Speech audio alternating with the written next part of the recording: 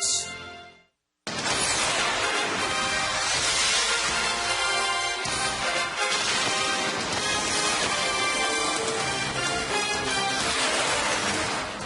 It's time for Dodger Baseball.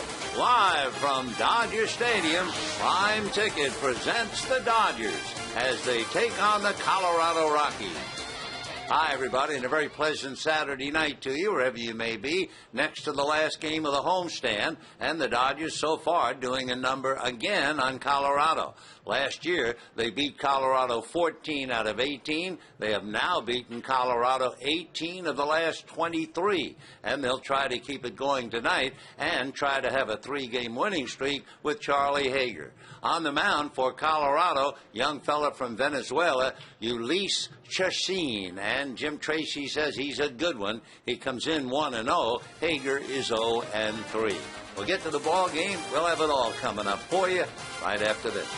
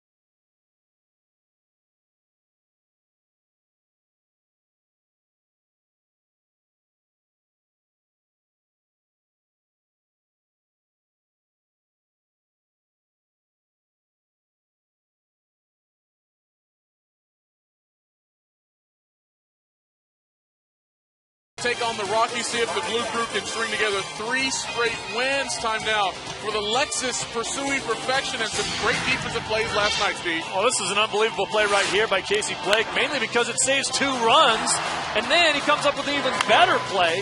I mean, that's just beautiful defense right there, up and throwing him out. That's a much tougher play to make, but that one didn't save 2 runs. The other one did. That's why the first one's better.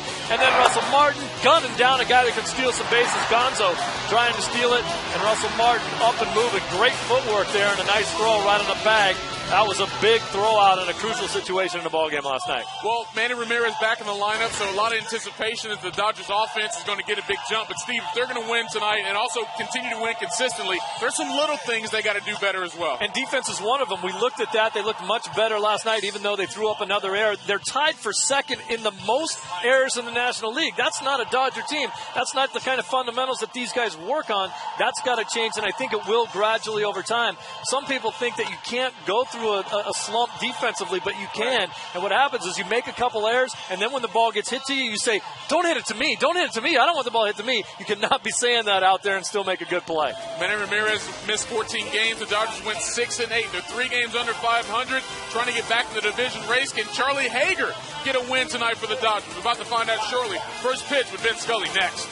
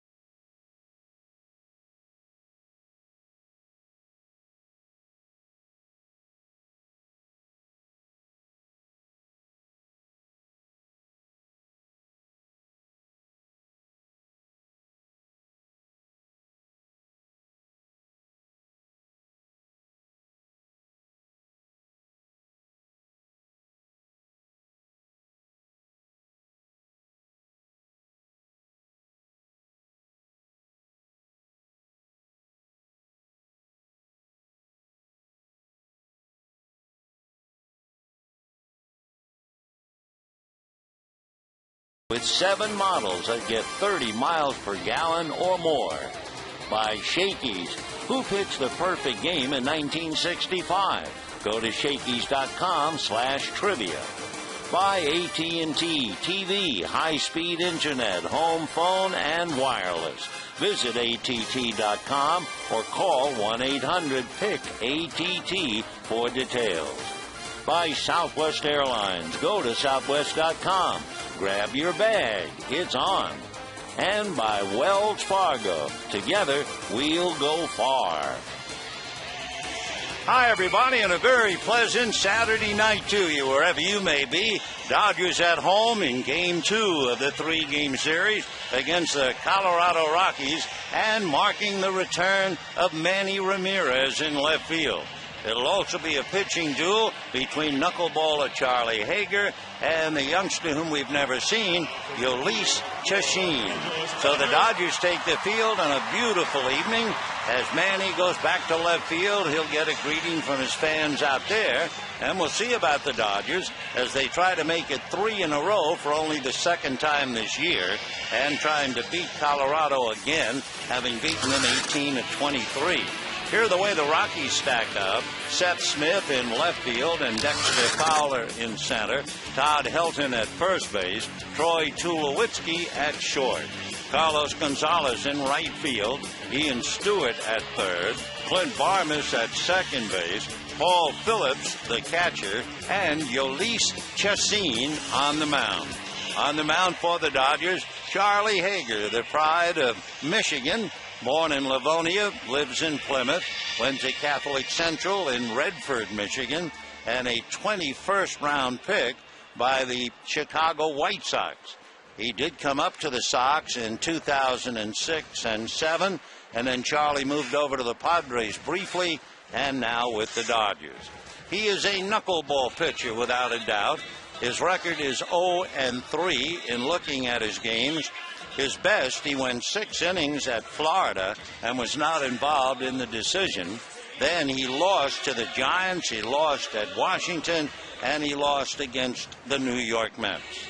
The knuckleball is a rather intriguing pitcher, and when you take a look at the ball that he does serve up to home plate, it is a wobbler, or as Jim Gilliam once called it, the dancer. And facing it immediately will be Seth Smith, Dexter Fowler, and Todd Helton. When Charlie pitched against the Florida Marlins, he had no decision, but the knuckleball in the humidity was dancing all over the place, and he struck out 12.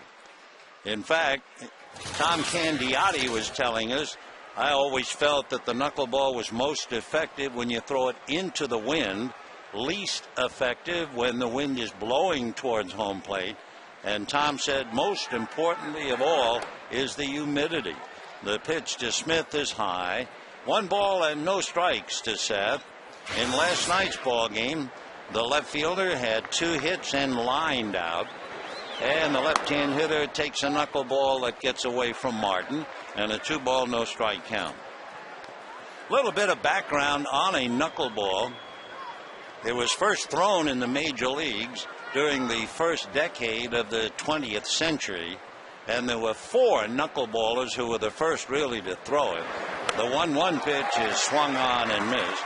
Eddie Saicotti, Ed Summers, Nap Rucker, and Lou Morin were among the first, and all may have played some part in its invention. It's likely the pitch was invented by Eddie Saicotti.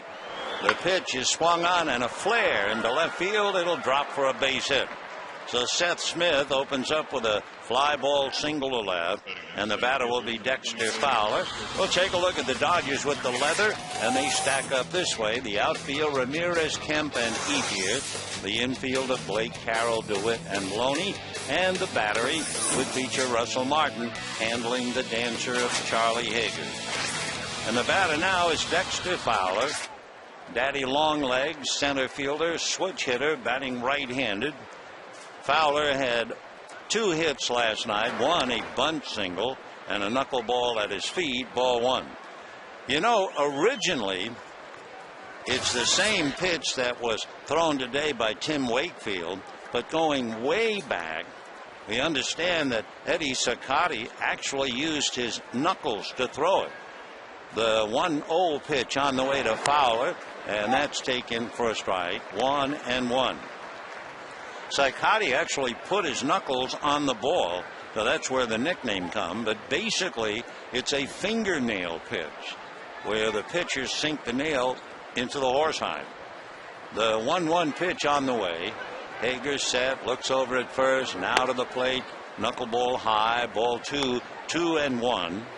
Eddie Saicotti, of course, is rather famous, not for doing good, but he was a member of the Chicago White Sox, forever known as the Chicago Black Sox.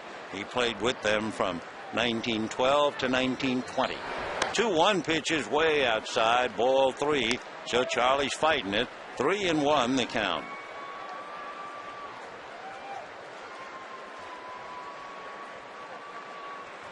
Talking about the humidity, just to follow the idea of the knuckleball being so effective in it, only 46%. 3-1 pitch is very high, so Charlie's in trouble on a single to left and a walk, and Helton, Tulowitzki, and Gonzalez coming up. Todd Helton working on his hitting. It sounds hard to believe, one of the finest players to come along in the last 30 years. But Todd still struggling. It is that hard to remain consistent in the major leagues. He's hitting .272, 7 runs batted in, but no home runs. And that, of course, for Helton means he is really fighting it. 2 on, Nobody out. First inning. Hager ready and delivers. And the first pitch is low. Squirts away from Martin. 1 ball and no strikes to Todd. Last night, Helton hit a bullet. And it was a great diving catch to his gloved side by Casey Blake. Casey made 2 remarkable plays last night to help the Dodgers win 6-5. 1-0 pitch on the way, a flutter high and away, ball 2. 2-0 the count. So if you just joined us, Seth Smith, little fly ball single to left, then Dexter Fowler walk, and here is Helton, 2 balls and no strikes. Again the pitch, and this time it finds the zone, and 2-1. That knuckleball coming up to the plate at about 70 miles an hour. For the Rockies, they have been a basic 500 team. Rather remarkable. 9 times they won a game following a loss. 9 times they've lost following a win. Knuckleball is inside, ball 3. Once in a while, you'll see Charlie sneak in a fastball, but he's been throwing one dancer after another. 3-1 the count to Todd Helton. In center, Matt Kemp shading a little to left center. And the next pitch is high. Ball 4. So Charlie Hager giving up a base hit and 2 walks. And for Rick Honeycutt, I would think the biggest challenge for a pitching coach is a knuckleball pitcher. I mean, you can talk about all the other things for a regular pitcher, but what do you do with a knuckleballer? So Honeycutt holding his ground in the Dodger dugout. And the batter now, Troy Tulowitzki. Tulowitzki, Tulo as they call him, hitting .298 with 1 home run, 13 runs batted in. That's another remarkable thing about the Rockies. They've played 29 games. They do not have a home run for the number 3 hitter. They have 1 home run for the number 4 hitter. So here's Tulo, bases loaded, nobody out. And the first pitch gets off Martin's glove, but the runners are going to hold as a big knuckleball just hit the top of the glove. So Smith held at third, Fowler at second, Helton at first. And with a knuckleball pitcher, everybody has a tough time. And Martin going out to talk to Hager.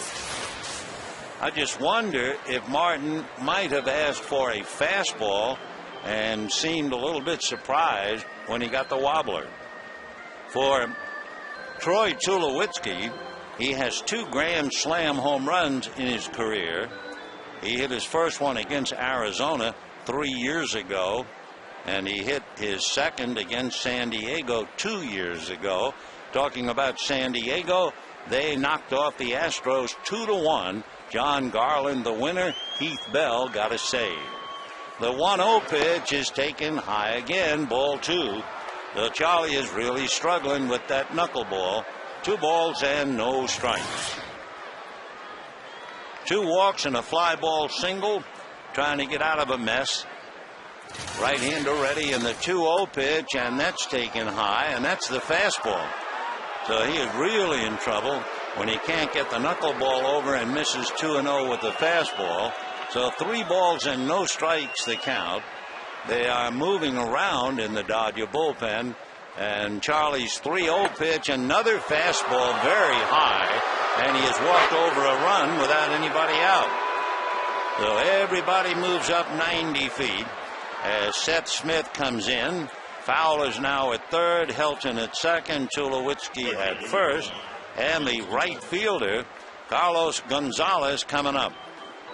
Ball players are always quick to spot a way for a nickname. And if you take Carr, C-A-R, from Carlos, and G-O from Gonzalez, they call him Cargo. Meanwhile, Rick Honeycutt thinking of anything but nicknames right now. And Ramon Ortiz begins to loosen up in the Dodger bullpen. And now Honeycutt, not quite sure, because it took him a while to go out there. But it's so hard to explain to a knuckleballer what he should be doing, what he's not doing, or what he is doing that's wrong. So Charlie Hager listening to Honeycutt. Of course, as a knuckleball pitcher, I'm sure he's been in a lot of messes throughout his career this way.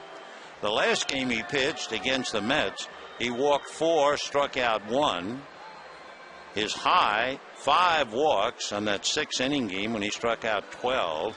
But here he's already walked 3 in the first inning.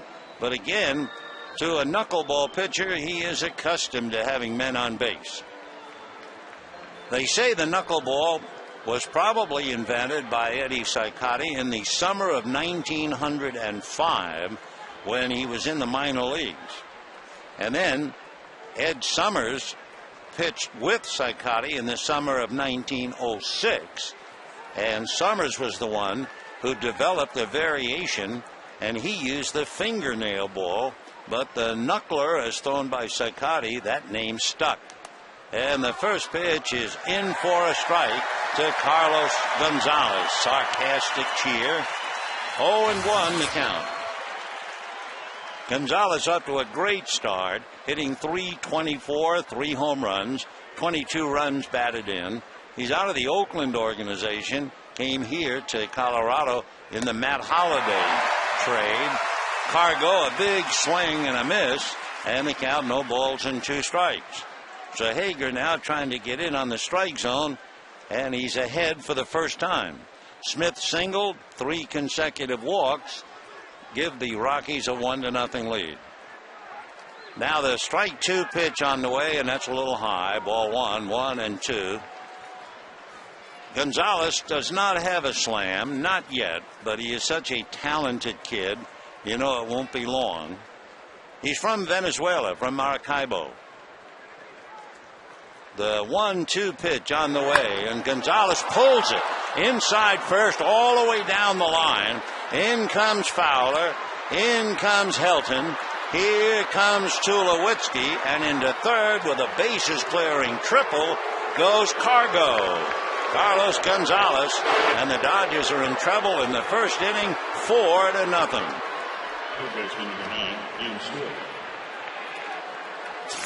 So Gonzalez, who can be a very patient hitter, you may remember if you were with us last night that Gonzalez had an 11-pitch at bat. Now he comes up and triples in 3. So all those walks are cashed in by the time Ethier got the ball back to the infield. Gonzalez, who runs very well, and that'll do it. Here comes Joe Torre. Is Carlos Gonzalez hot? Well, it is a hot Cargo indeed. In his last 11 games, Gonzalez now has 18 runs batted in. So he has given Colorado a very comfortable 4-0 lead. A downcast and certainly disappointed Charlie Hager walking off the field. Ramon Ortiz is coming in, and we'll be back.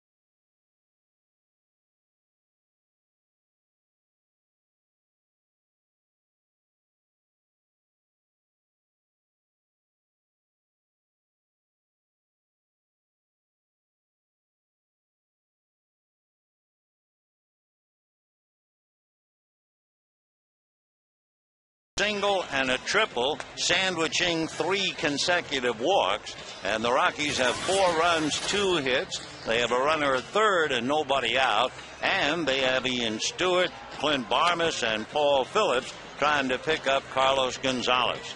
So Ramon Ortiz is brought in, trying to restore some order to this thing. For Ortiz, he picked up his first big league win in 3 years back on the 1st of May. You may also remember he came in and struck out 5 batters, a high for Dodger relievers. But one other thing that sums up the Dodger pitching, as Charlie has to come out, when they bring Ramon Ortiz in, Ortiz is now the 100th relief pitcher used by the Dodgers in 29 games plus the first inning tonight. 100. Dodger infield up on the right side. The left-hand hitter takes the first pitch for a strike, and the count 0-1. Ian Stewart with a live bat. Left-hand batter hitting .273, 5 home runs, 14 ribbies, and the strike one pitch on the way, and that's a little high. 1 ball and 1 strike. So Ian Stewart trying to add to a 4-0 lead. Ian out of Long Beach and went to La Quinta High School. Committed to the University of Southern California, but turned pro instead. 1-1 pitch, swung on, high fly ball to deep center. Back goes Kemp to the track, to the wall.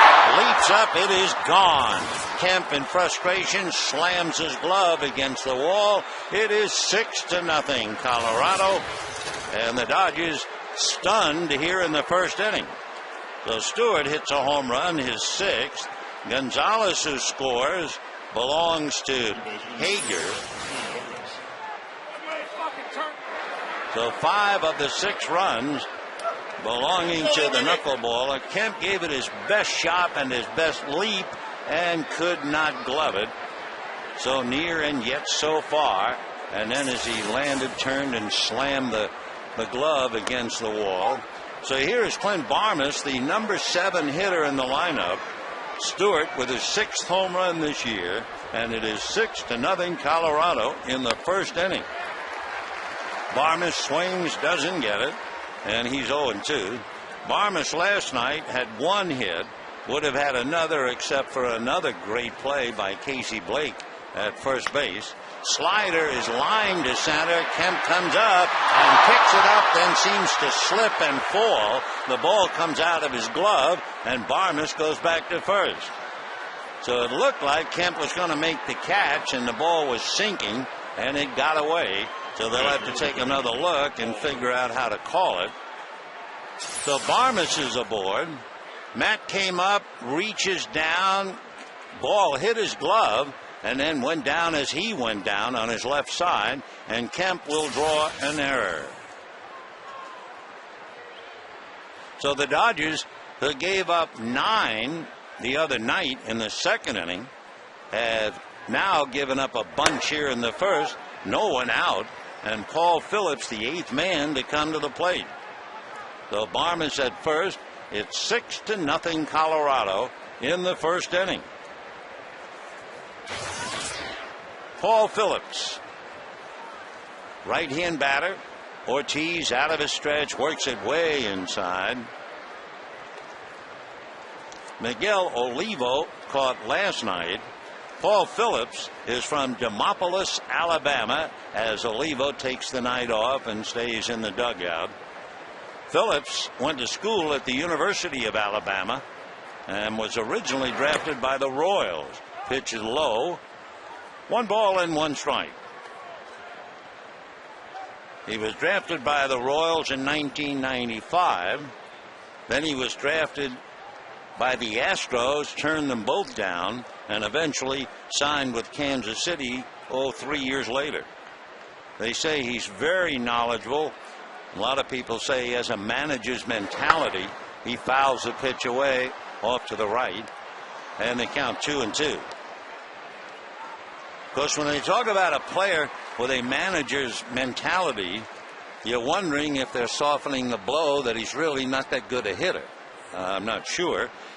He hit 182 at Colorado Springs. Right-hand hitter waiting on the 2-2 pitch, fouled off to the left. Remember Andy Phillips? He played for the Yankees. He played for Arizona. Well, Paul is a first cousin, and they both played at the University of Alabama. Andy was maybe 4 years ahead of him.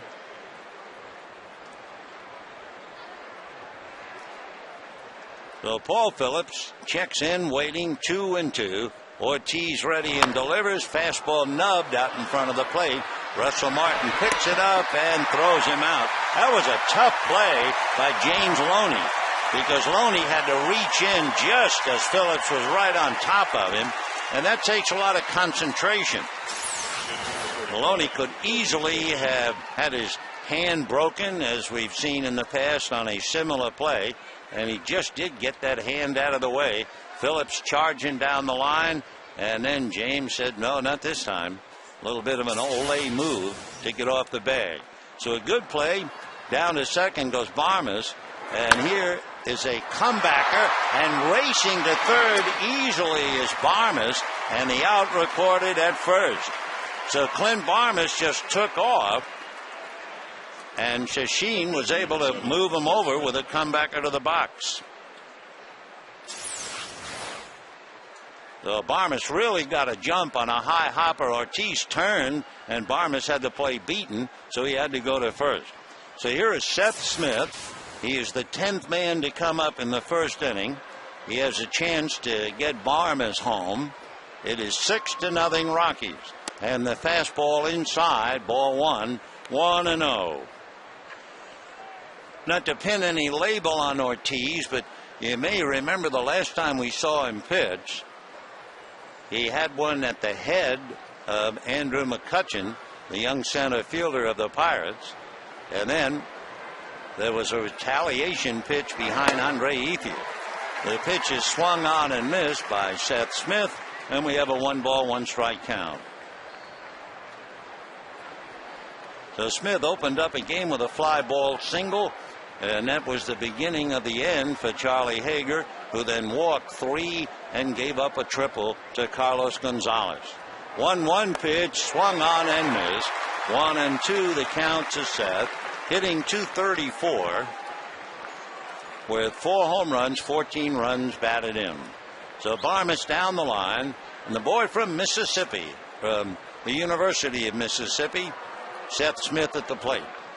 The 1-2 pitch coming up. Ortiz deals, little dribbler, fielded by Ortiz, who underhands Loney, and they get the out. So 10 men come to the plate, 6 score, 1 is left, and at the end of half an inning, 6-0 Colorado.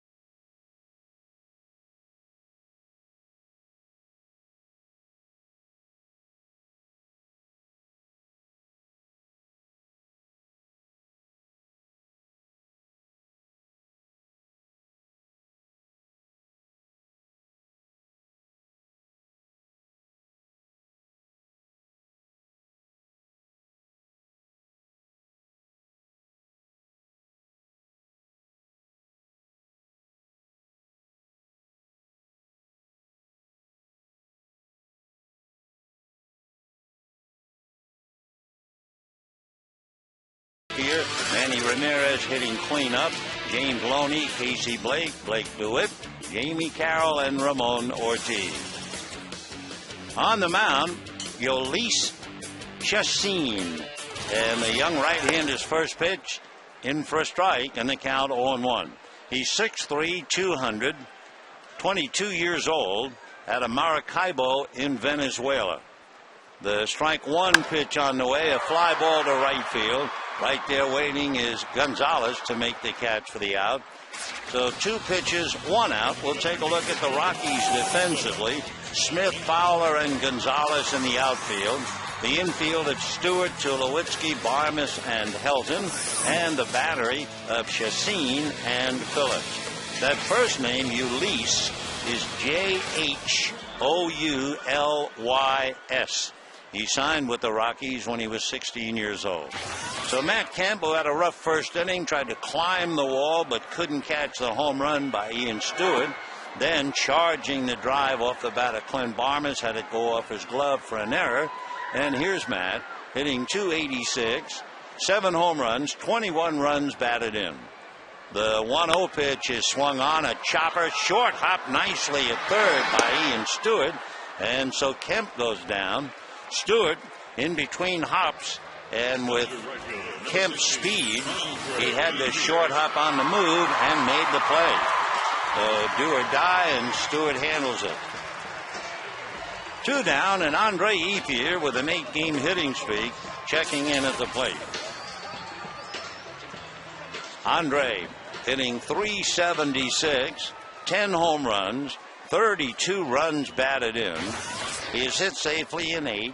Over that stretch, he's hit .468 with 5 home runs and 15 RBIs. So he is really hot. And the first pitch by Chassin is outside, ball 1, 1-0. Andre leads the majors with a slugging percentage. He's 3rd in the league in on-base percentage. So he's just tearing it up. 1 ball and no strikes. Ethier has a look at a strike, and the count 1-1. We told you that Chassin was signed when he was 16. He led the Pioneer League in strikeouts, so they knew they had somebody who could throw hard, and he does. The 1-1 pitch on the way. Chassin delivers, check swing foul, and the count 1-2. For Chassin, who can throw hard and has the strikeouts to prove it. Against the Giants, he struck out 7 and shut him out for 7 innings. So in his first start in franchise, he goes a strong 7. The next pitch down and away, ball 2, 2-2 the count. Over a year ago, he was rated the 2nd best prospect in the Rockies organization behind Dexter Fowler, and now they're both here. Here's the 2-2 pitch on the way. Chassin's breaking ball is fouled away. Good curve, tight curve, and it's still 2-2. Last year in August, he was involved 5 2/3 innings of a 9-inning no-hitter for the Colorado Springs Red Sox, so they know they have a dandy here. 4-seamer, 2-seamer, curveball, slider, and change. 2-2 pitch off the plate, ball 3, 3-2. Waiting his turn on deck, Manny Ramirez. 6-0 in favor of the Rockies in the first inning. Now 3-2, they load up the right side of the infield. And Chassin ready. Here he comes, and it's fouled away. So it took them a little while, and then they moved over the shortstop Tulowitzki. So the Dodgers looking at a picket fence set up by Jim Tracy. All alone between 2nd and 3rd is Ian Stewart. The outfield just about straight away. 3-2 the count. Chassin looks down the barrel to Phillips, and the 3-2 pitch, fastball lined into left field. So Ethier has now hit safely in 9 straight. They just can't get anything by him, and it seems like everything he hits is right on the screws. So a hard line drive single, and here comes Manny, and he is welcomed back. Manny Ramirez aggravated his right calf on April the 22nd. He was running out a single in Cincinnati and went on the DL the next day. And when you look at the Dodgers since the 22nd, with Manny and without, pretty big difference. So Ramirez waiting at the plate, batting .415 and takes low, ball one. When Manny was there for 15 games, the team scored 98 runs. He missed 14, and the team scored 55. So a big difference of 43 runs. 1 ball and no strikes. Chacin ready, back with a pitch, and that's low. Phillips drops it, and now the sign given up by Bill Hahn. Call it a strike, and the count 1-1. As far as home runs, with Manny, the Dodger hitters hit 18. Without Manny, they hit just 10. The batting average of the Dodgers with Manny, .311, and without him, .241. So Ethiopia being needled a little bit by Mariano Duncan as he takes his lead at first. 1-1 the count to Manny Ramirez. 6-0 Rockies in the first inning. Chacin set, youngster delivers, and it's swung on and foul back. For Chacin, by the way, considering his age and the fact that he is pitching to Manny Ramirez, he has not allowed a home run. He's only worked 8 innings prior to tonight.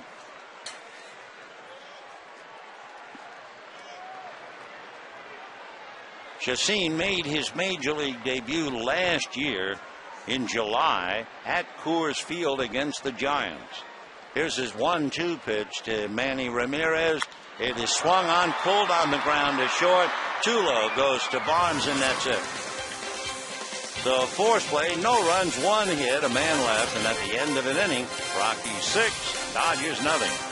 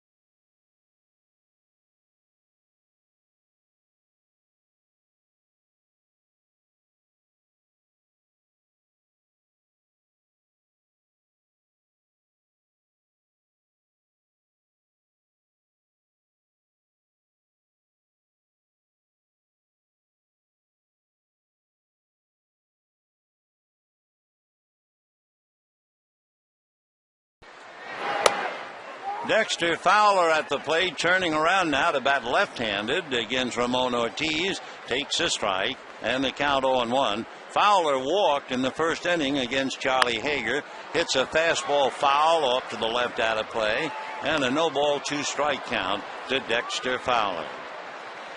Fowler playing center field, and of course he could have competition for that position from Carlos Gonzalez. Strike 2 pitch inside at the knuckles. Brad Harp normally would be here and playing right field. Harp is on the DL. He's had a strained left quadricep. They expect him to return maybe in a couple of days. Fowler, meanwhile, strikes out, and down he goes. 1 away in the second inning, and the batter is Todd Helton. Breaking ball down and in off the plate Fowler couldn't come up with it. So Helton, who walked, will check in. Todd hitting .272 with 7 runs batted in, and he takes off speed for a strike, and the count 0-1. Helton had a little 4-game hitting streak when he came in here last night, went 0 for 4. As usual, he takes a while at the plate, and he gets a lot of walks, but he's in a hole now. No balls and 2 strikes. Todd has walked 14 times. He and Ian Stewart tied for that. The next pitch missing, 1-2 the count. Helton last night had a 7-pitch at-bat in his first at-bat. 1-2 the count. Todd waiting. Here comes Ortiz. Fastball low. Helton usually sees more pitches, I think, than just about any other hitter in the league. So it's no surprise. He's up there now ready for pitch number 5. Now the 2-2 pitch on the way. Breaking ball slapped into left field for a base hit. So Helton goes the other way. Base hit to left field, and Troy Tulowitzki coming up. Tulo drew a walk in the first inning. Talking before about Brad Hopp would normally be in the lineup. He'll come off the DL a couple of days from now. There are a lot of good players that Rockies are without right now, which means when they all get together, they're going to be a lot tougher. Jason Hamill, he's been placed on the DL. He's got a strained right groin. Jorge De La Rosa, he's on the DL, a finger problem. He may not be ready in May. Then, of course, the big left-handed Jeff Francis, who's doing very well. Strike 1 pitch almost hits Tulowitzki, and a 1-ball, 1-strike count. Francis was on the DL, pitched very well at Tulsa yesterday, so he's getting closer and no doubt will be ready by the end of the month. Their closer, Houston Street, has been on the DL with shoulder stiffness. Tulo takes a strike, and the count 1-2. So you start talking about Hopp, De La Rosa, Francis, Street, Jason Hamill, another fine young pitcher, and Taylor Buchholz, who's on the 60-day DL with a bad elbow. When Jim gets him back, Tracy will have a strong hand. The next one almost hits Tulowitzki, but he just didn't get out of the way of it, and a 2-2 count. So Tulowitzki spins around to get out of the way. 2 balls and 2 strikes. Helton standing at first. 1 out, top of the second, and the Rockies lead the Dodgers 6-0. Ortiz fastball is whacked into left field for a base hit. Stopping at second is Helton. So after striking out Fowler, he gives up singles to Helton and Tulowitzki, and the batter is Carlos Gonzalez. Gonzalez came up with the bases loaded and tripled against Charlie Hager. So young Carlos, outstanding young player, leading the Rockies with 25 RBIs this year. As we told you earlier, 18 RBIs in his last 11 games. So it figures to be quite a good trade. Not only is Cargo a very good player, he comes a heck of a lot cheaper than Matt Holliday. Ortiz set and backs off the rubber. One of the big reasons why the Rockies finished second to the Dodgers, trailing by 3 games last year, and of course remember they did come with a rush. The pitch is a strike, 0-1. Last year, following the break, Jim Tracy's club went 45-29. But you know where the biggest difference was between these two teams? In the Western Division. That's where the Dodgers won it, and that's where the Rockies lost it. Here's the strike 1 pitch to Carlos Gonzalez. Ground ball foul outside of third. Last year, within the Western Division, the Dodgers were 20 games above 500. They were 46-26. Where was Colorado? They were 6 games under 500. Now you look at the two teams early this year. The Dodgers have won 5 of 7 within the West, and the Rockies are 1 game under 500 in the West, 6 and 7. Ortiz in trouble, 2 on, 1 out, and the pitch to Gonzalez, foul back to the screen, might have gone after a fastball that was out of the strike zone. It was clocked at 94. So 0-2 the count to Carlos Gonzalez. Carlos, left-hand batter, 6'1", 200. He'll be 25 in October, from Maracaibo in Venezuela. In the words of Brett Butler, who managed him, he can do it all. Strike 2 pitch is in at the chin, moves him away with a slider, and the count 1-2.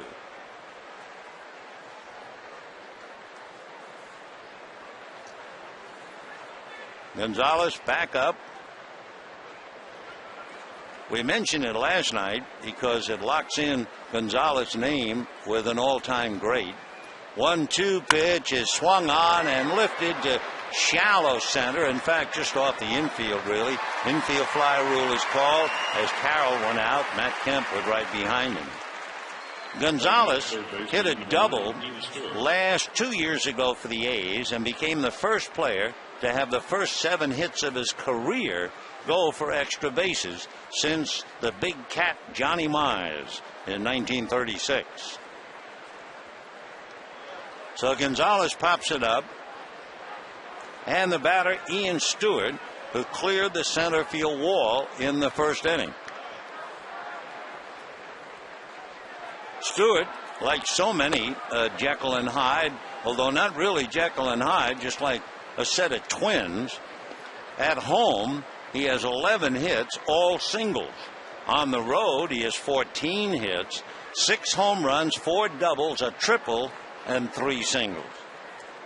Now the 1-0 pitch on the way. Swung on, lined into left field, base hit. Ramirez over to get it, rounding the bag and coming to score without a play is Helton. It is 7-0 in favor of Colorado. So Ian Stewart, a line drive single and a run batted in. And Clint Barmes coming up.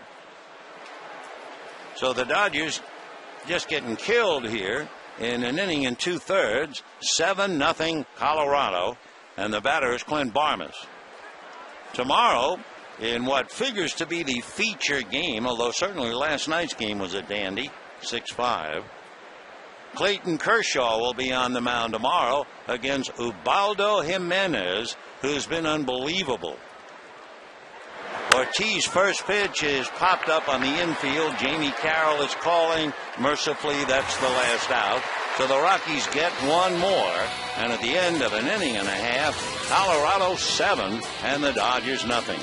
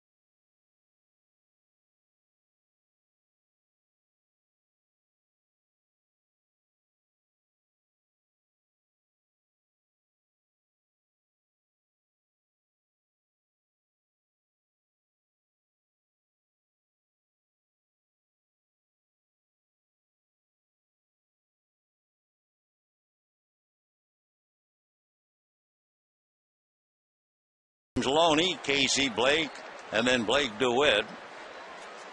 So Loney, who celebrated his 26th birthday yesterday but went 0 for 4. Nevertheless, the Dodgers won at 6-5. James takes high, ball 1. Prior to last night, when the Dodgers were winning, Loney would hit. In their 12 wins, he batted .510 until last night, going 0 for 4. When the Dodgers lose, he's been hitting under 200. So James starting it off against Ulysse Chassin. The young right-hander's 2-0 pitch on the way, and Loney has a look, and that's outside. So 3-0 the count. Chassin is 6'3", 200 pounds, only 22. The 3-0 pitch, and that's low, ball 4. Jim Tracy was saying before the game that Chassin will be as good as his ability to get the fastball over the plate. Though he throws a couple of fastballs and misses, Tulowitzki, certainly the captain on the infield, comes in to talk to him. And the batter will be Casey Blake.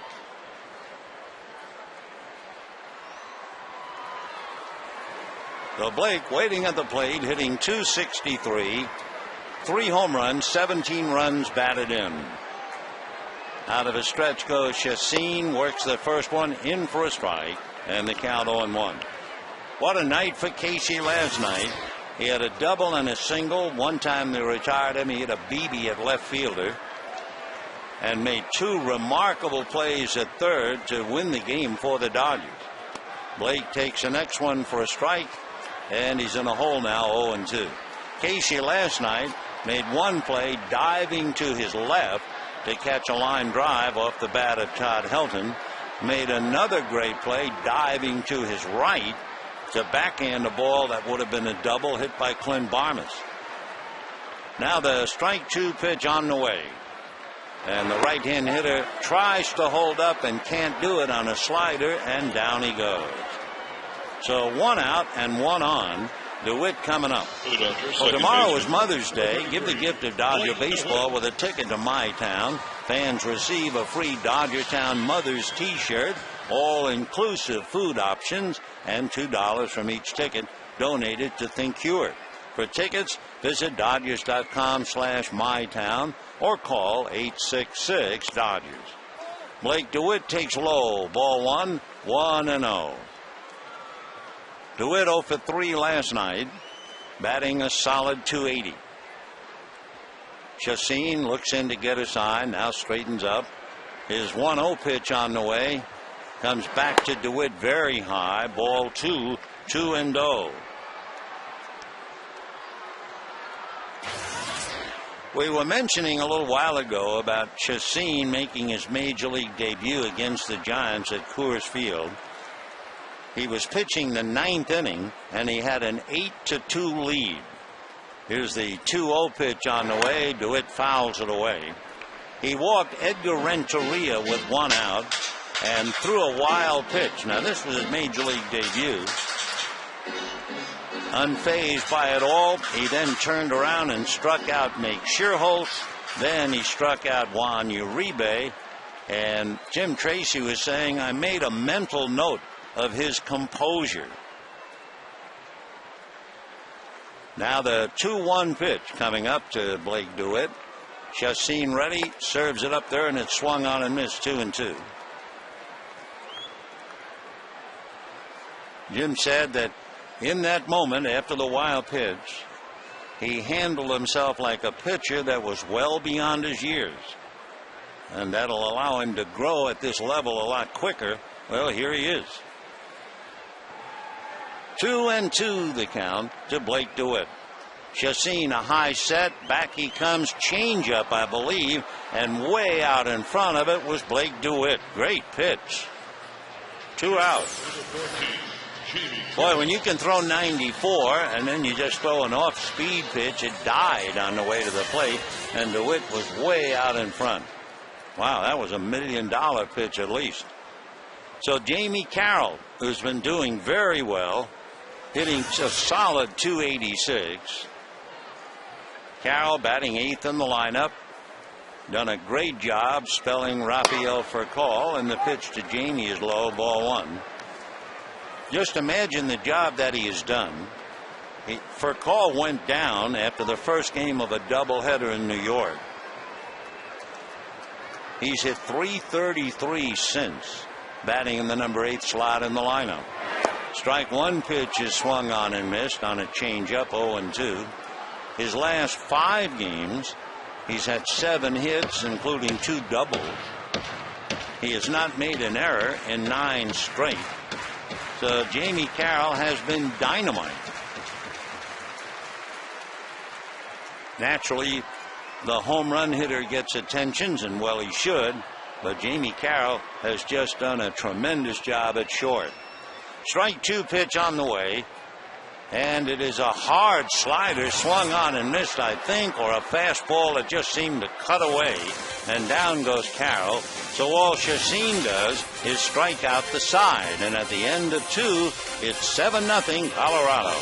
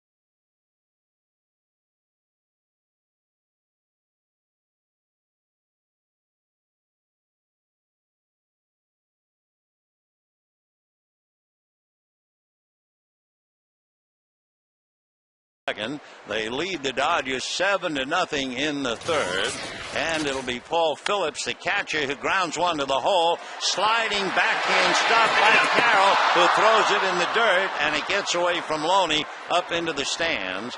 So it'll probably be 1-1, I would guess, a base hit and then the throwing error to account for Phillips at second base. It was a great stop as it was backhanded, short hopped, and on our side, Jamie made the bad throw. So it is 1-1. Phillips a single to short and takes second. Now remember, that's Jamie Carroll's first error in the last 10 games, and the error came on a great stop.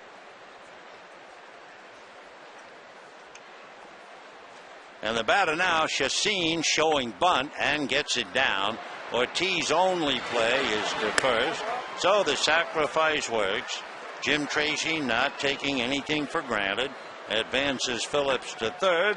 Chacin does his job of moving his man over. That would be his first sacrifice this year. And the batter now will be Seth Smith. Dodger infield has to move up to the plate now. The outfield a little shallow. Seth single to left and hit back to the box.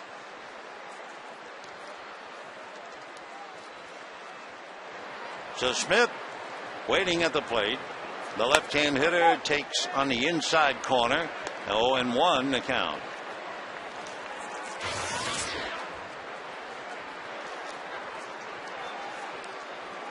Seth Smith out of Mississippi. He was one of Eli Manning's backup quarterbacks for 3 years at Ole Miss.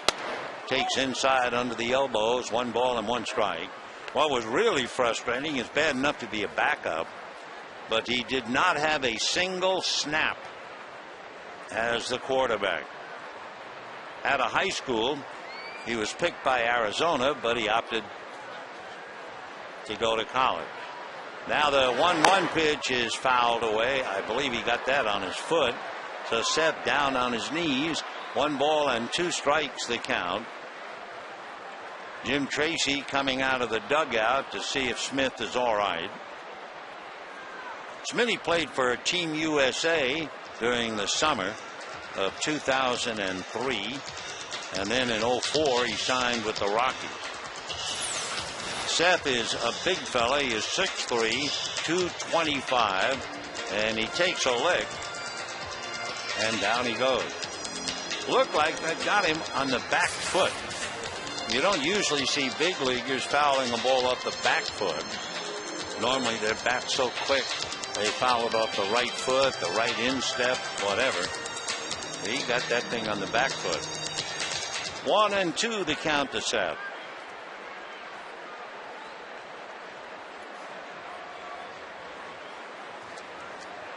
Dodger infield up.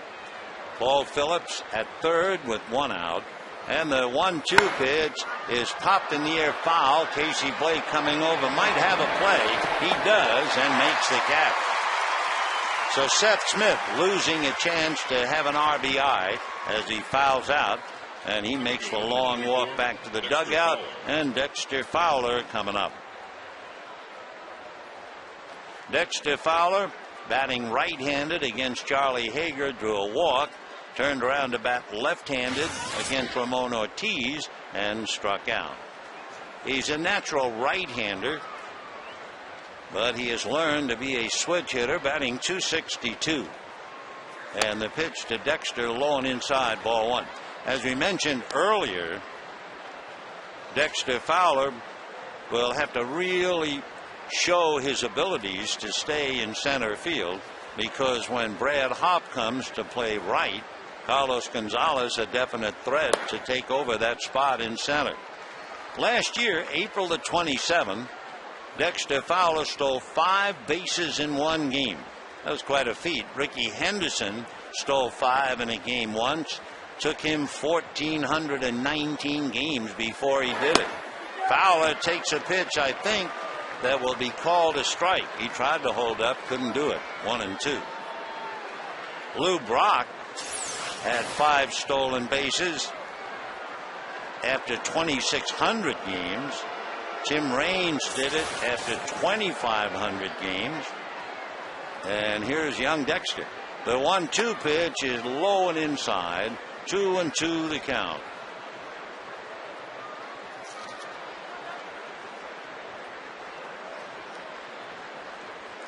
Fowler waiting.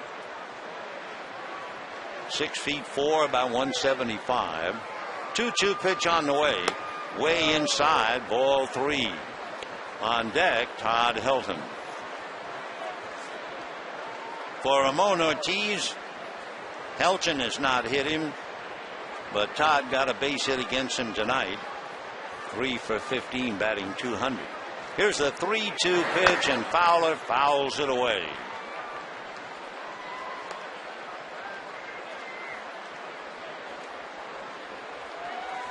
Three and 2 the count to Dexter Fowler out of Alpharetta, Georgia.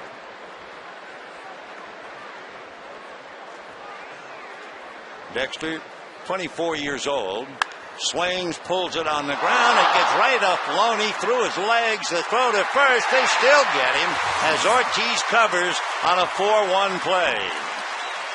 So James Loney had the ball go through his legs, and a great heads up by Blake DeWitt to back up and get it to Ortiz, and it's still 7-0.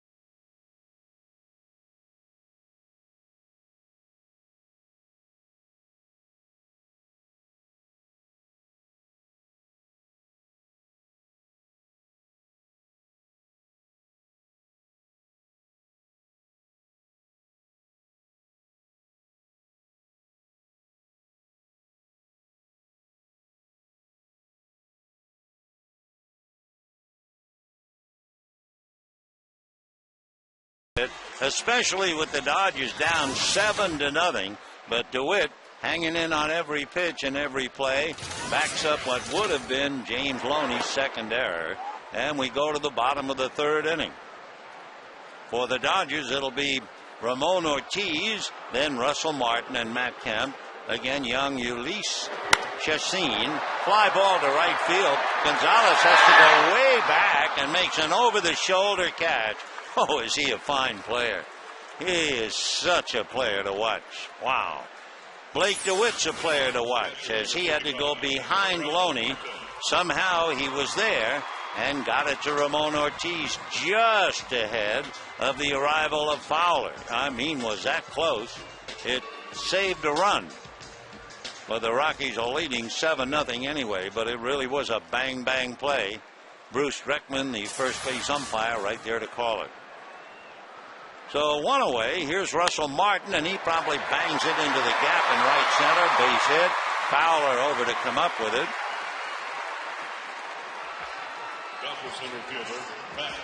And Matt Kemp will be the batter.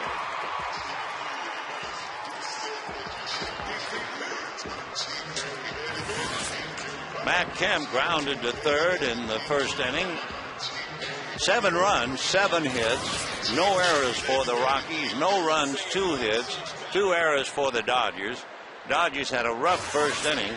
Charlie Hager gave up a looping single to left and then could not get the knuckleball over for strikes and walked 3 in a row. And with the bases loaded, Carlos Gonzalez tripled in all 3. Then he came home when Ortiz came in and served up a home run ball to Ian Stewart. And just like that, the Rockies had 6.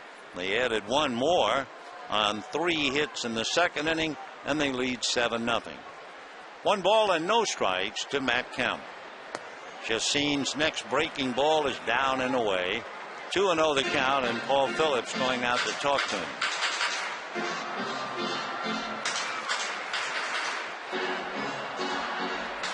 Phillips would remind you, as far as the reputation of being how smart he is, and he might be a future manager, reminds you of Brad Ausmus in that respect, because the first time Ausmus put ever on the gear, that's all you heard. Well, for Phillips, he's been around.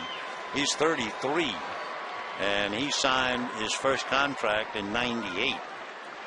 Here's the 2-0 pitch on the way.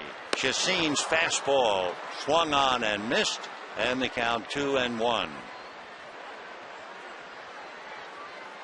Tomorrow, the Dodgers really get the acid test. Ubaldo Jimenez, 6-0. Jimenez with an earned run average of .8. And he sits quietly watching the Dodger hitters. 2-1 pitch, swung on and fouled back. So 6-0, an earned run average of 0.8, and he is not allowed a home run in 41 and a third inning. He also turned in a no-hitter earlier this year, making 128 pitches. So we'll see Ubaldo tomorrow. Here's the 2-2 pitch coming up to Matt Kemp. And it's fouled away off to the right. Another slider. 2 balls and 2 strikes. Kemp hitting .283. 7 home runs, 21 runs batted in.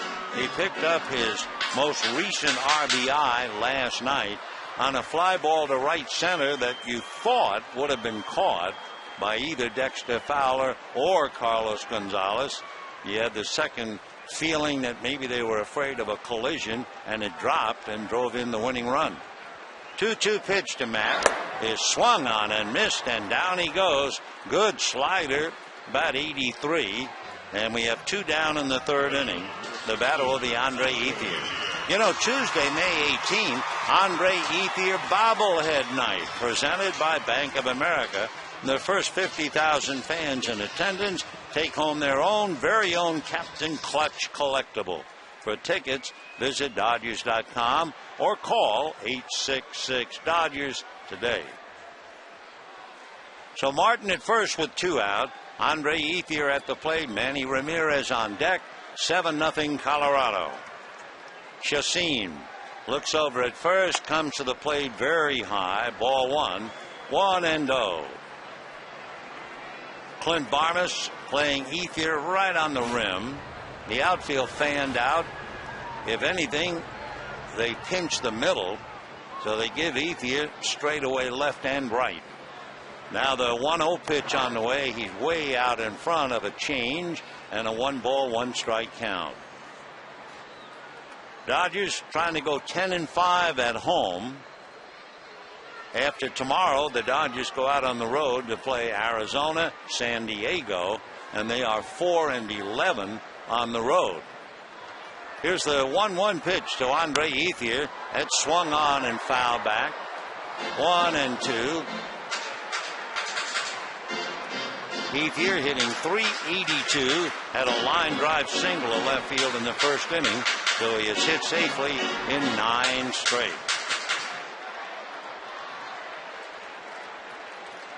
Andre back up and waiting. Chacin looks in, getting a sign from Paul Phillips. Short lead at first by Martin with the team down by 7.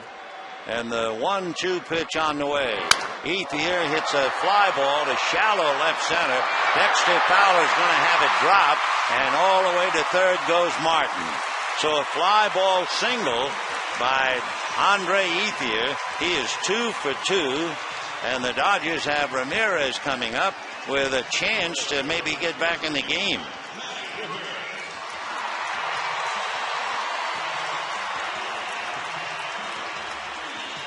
So the Dodgers have 3 hits. Ethier a single in the first inning, and Martin and Ethier singles in the third. So here's Manny, 2 out, bottom of the third, 7-0 Rockies. Coming off the DL, he had played a little bit at Lake Elsinore, played Thursday night, came here, rested Friday, and in the lineup tonight. Manny hitting .405, 2 home runs, 12 runs batted in, and time he's not quite ready, and he backs out of the box. Ramirez now slowly checks back in. Chacin, his first challenge of the night, really. And the young right-hander set. Here he comes. Manny a big swing and a miss. And the count 0-1. He threw Manny the curveball as opposed to the slider that's been his big pitch. No balls and 1 strike. Russell Martin at third. Andre Ethier at first, held on by Todd Helton. 0-1 to Manny. 7-0 Rockies, bottom of the third. Chacin out of his stretch. Right-hander ready, and the pitch to Manny. Swung on, hit in the air to right field. Gonzalez goes back and makes it look easy. So a long out to right field. Dodgers leave 2, and at the end of 3, Rockies 7, Dodgers nothing.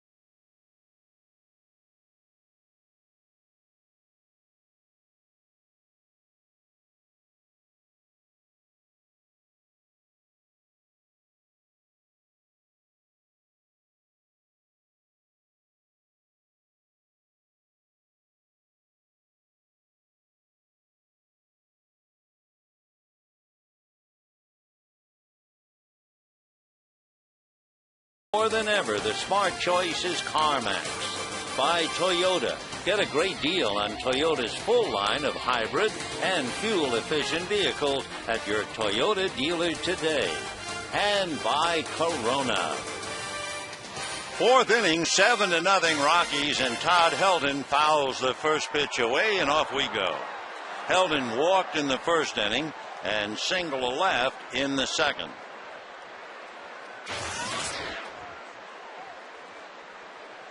Todd will be 37 the 20th of August. 1 ball and 1 strike. For Todd Helton, last year was the 8th straight season that he had more walks than strikeouts. Here's the 1-1 pitch. Fouled away. He had 86. Well, he had 89 walks, 73 strikeouts. He's had a lot of years. I guess the best, he had 127 walks and only 72 strikeouts about 6 years ago. Might have chased a bad ball, slider down, and down he goes. Let's check with that strikeout where he is on that walk and strikeout pace. He came into the game 14-14. He has walked and struck out, so he is 15-15 as he goes back to the dugout. Troy Tulowitzki walked, single to left. Pulls up. 1 ball and no strikes. Tulo hitting .304, 1 home run, 14 runs batted in. We talked about how Colorado really came alive after the All-Star break, and so did Troy Tulowitzki. Tulowitzki hit .254 in the first half of last year, .342 the second half. 3-0.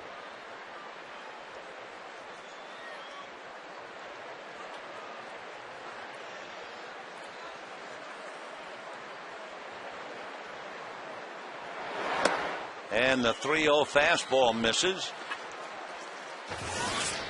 And the batter will be Carlos Gonzalez. And in watching Cargo, as they call him, not only a good hitter, a fine runner, but such a graceful right fielder. On that ball that Ramon Ortiz hit, turned his back, over the shoulder catch, and it was almost ho-hum. Then on the ball it was hit hard by Ramirez. He just went back and picked it off. And with everything else, he's hitting .327. Strike. 7-0 in favor of the Rockies.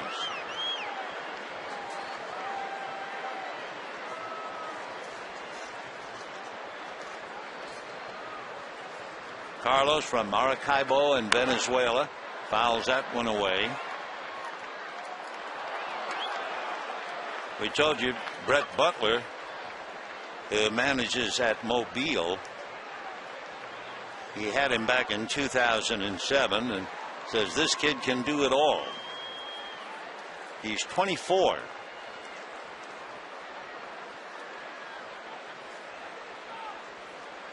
No balls and 2 strikes. That turned out to be a great deal for Colorado. They traded Matt Holliday to Oakland, and they acquired Gonzalez. They got a closer in Houston Street. They also got a left-hand pitcher, Greg Smith. And, of course, Holliday then moved on to St. Louis. 1-2. Might have been a bad ball, and he pays the price. Fastball off the plate. Now it'll be Ian Stewart's turn, and he's having a good night. First of all, Stewart came up in the first inning to face Ramon Ortiz and got himself a pitch out over the plate and promptly hit it over the center field wall. And then for Ian, next time up, a line drive single to left. So he's got 2 RBIs.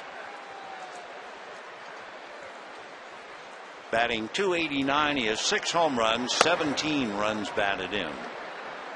Ian Stewart.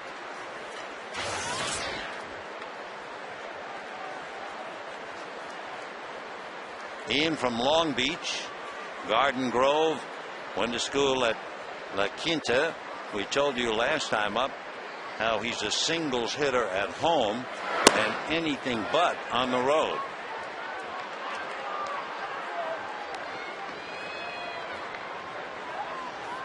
As a left-handed hitter last year, Ian Stewart had the best batting average against left-handers all year long. He out-hit Joe Mauer. He hit up Juan Pierre. Stewart hit .370 against left-handers. And ball 3. So Ramon Ortiz picking up for Charlie Hager. I think the Dodgers were thinking either Hager or Ortiz might be pitching Tuesday in Arizona. Here's the 3-0 pitch to Ian Stewart, and it is high, ball 4. So Ortiz walks his second man, and the batter will be Clint Barmes. Barmes hit a drive into right center. Matt Kemp got his glove and then dropped it and then fell on his left side. It went as an error, and last time up, Clint popped the ball up.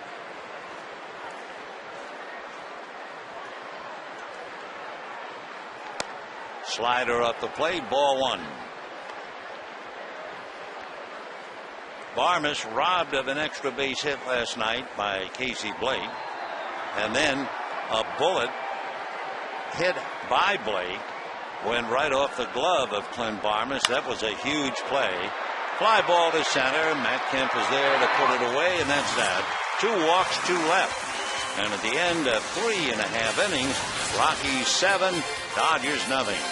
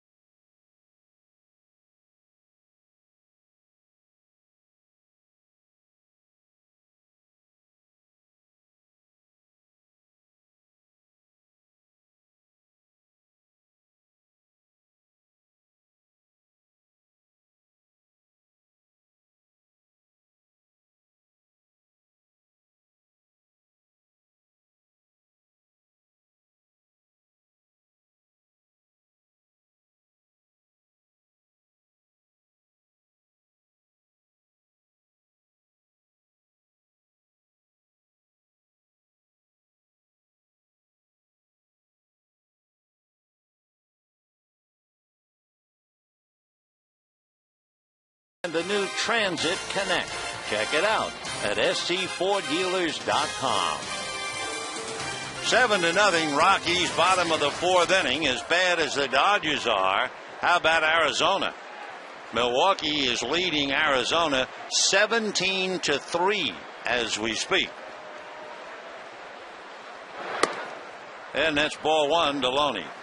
And we now get a final 17-3 Milwaukee. Jody Garrett hit for the cycle. 1 ball and no strikes. Garrett, left-hand hitting outfielder, needed a double in his last at-bat with Milwaukee leading 14-3, and he hit one over the center fielder's head for a 2-run double, and that's that. Randy Wolf got the victory, breezing 17-3.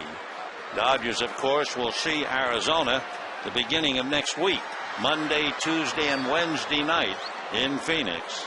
And then the weekend against the front-running Padres. Loney way out in front of that pitch. That changeup has been great, especially when you can throw 93 and 94. 2-2. San Diego just picked up their 19th win tonight. Tough game with Houston. They won 2-1.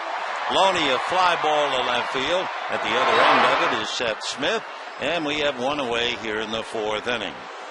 Well, how about a trivia question for you? Manny Ramirez is one of 10 players ever with 500 home runs and 500 doubles. Of the other 9 players, which 2 played for the Dodgers?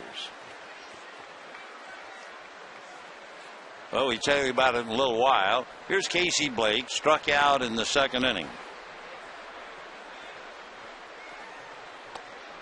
Off speed, little slow curve. Manny Ramirez returning to the lineup tonight is 0 for 2. Hit into a force play, lined out to right. 1 ball and no strikes. That's ball 2.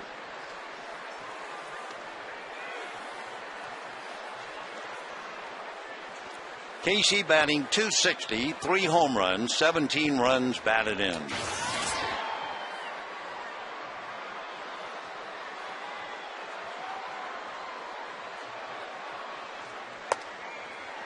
And a strike. On the scoreboard, well, they've just taken it off. They had a childhood postcard picture of Casey Blake. Foul back, 2-2. And it looked to me, as a kid, he was a left-hand hitter, at least in the picture.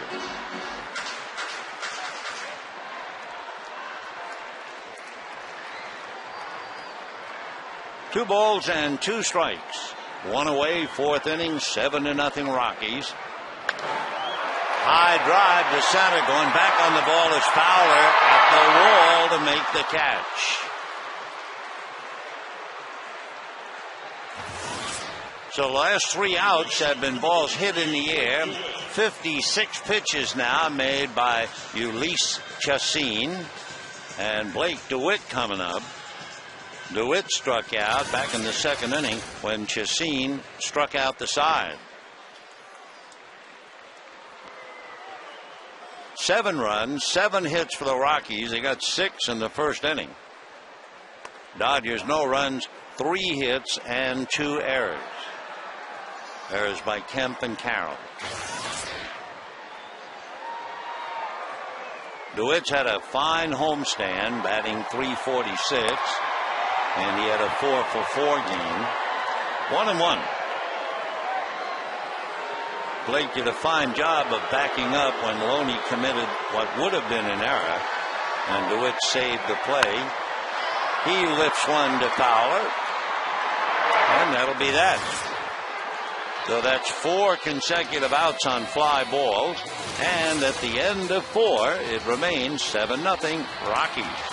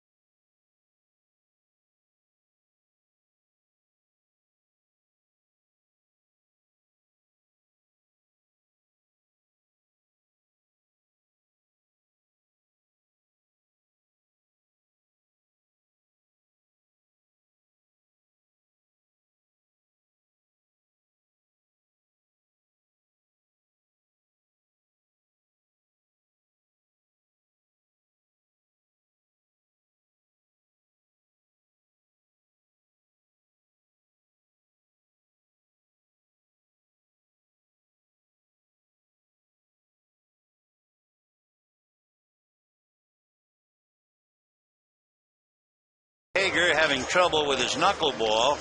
Gave up a fly ball single to Seth Smith. Then he walked Fowler, walked Helton, walked Tulowitzki for a run. Gonzalez tripled in 3 more.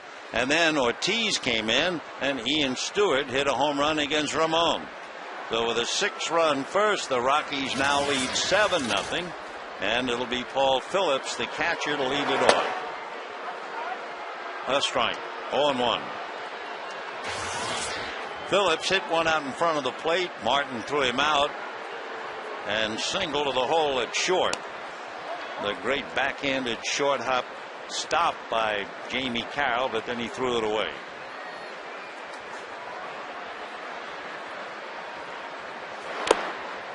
One and two the count. Prior to tonight, Phillips had been in only 2 games. He was 1 for 4. So right now 2 for 6. Chases a bad ball down and away. The slider gets him. 1 out. Meanwhile, a little restless in the dugout. Ubaldo Jimenez with the hooded shirt on, staying warm. Clayton Kershaw taking in the action. They'll go head-to-head tomorrow afternoon at 1 o'clock. Chacin hit back to the box and sacrifice. Ulisse 0 for 1.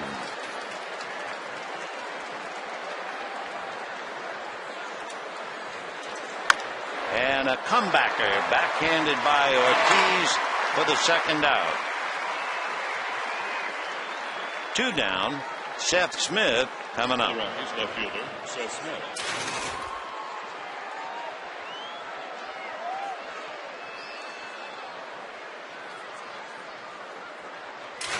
Seth Smith singled, hit back to the box, fouled out.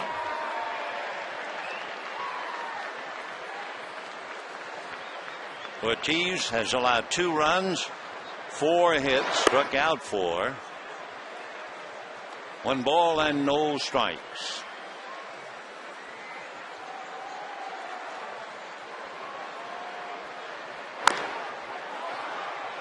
Beaten foul, 1-1. When the Dodgers see Ubaldo Jimenez tomorrow on that mound, he is a very impressive figure. He's 6'4", 215 pounds, and very physical. I mean, you know he can throw hard. Ground ball to the hole and a base hit for Seth Smith. So he's 2 for 4. Infielder Dexter Fowler. Dexter Fowler is 0 for 2 with a walk. Smith standing at first, and Todd Helton will be out on deck. 7 runs, 8 hits for the Rockies. No runs, 3 hits for the Dodgers.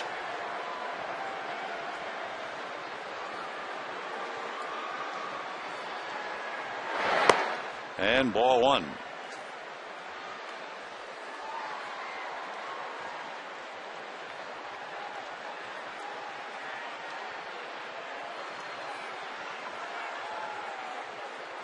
Fowler walked, grounded out, then hit that ground ball that went through Loney's legs for an apparent error. And there was Blake DeWitt backing up and Ortiz covering. 1 ball and 1 strike. Dexter hitting .259. Fastball hit sharply to Carroll. That'll be that. So no runs, 1 hit, a man left, and at the end of 4.5 innings, 7-0 Rockies.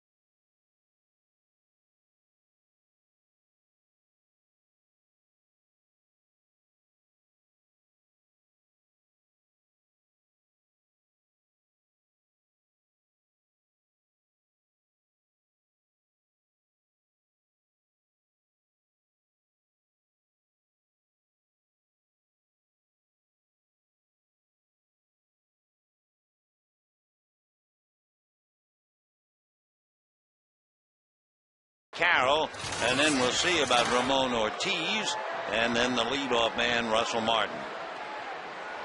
Looks like Ronnie Belliard will get the call, and he will bat for Ortiz. So down in the Dodger bullpen, Carlos Monasterios begins to tune up, and a strike to Jamie Carroll.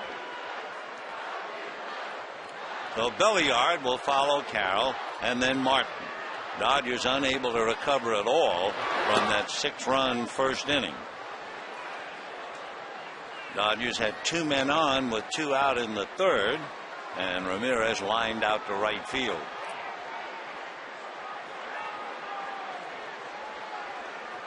One ball and 2 strikes.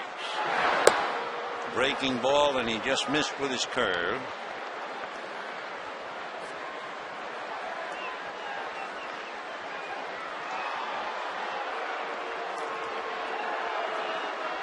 Two and two.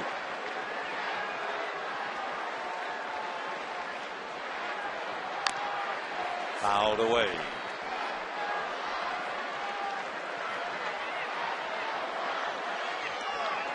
Jamie Carroll struck out in the second inning. That's when Chacin struck out the side, getting Blake, DeWitt, and Carroll. He has 4 strikeouts in the game. And that'll do it. Big overhand curveball, and down goes Carroll. Remember the trivia question? We were talking before about it. Manny Ramirez, 1 of 10 with 500 home run and 500 doubles.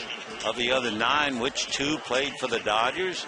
And the answer, Frank Robinson and Eddie Murray. 2 great Hall of Famers. They kind of pass by here and pass through. So 7-0 Rockies, and here's Ronnie Belliard.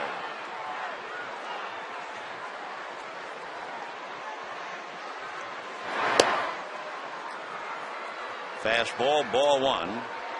Belliard hitting .289 with a home run and 6 runs batted in. Good man to have on the club. He can play second base and third. Off speed, big curveball. 2-0 the count.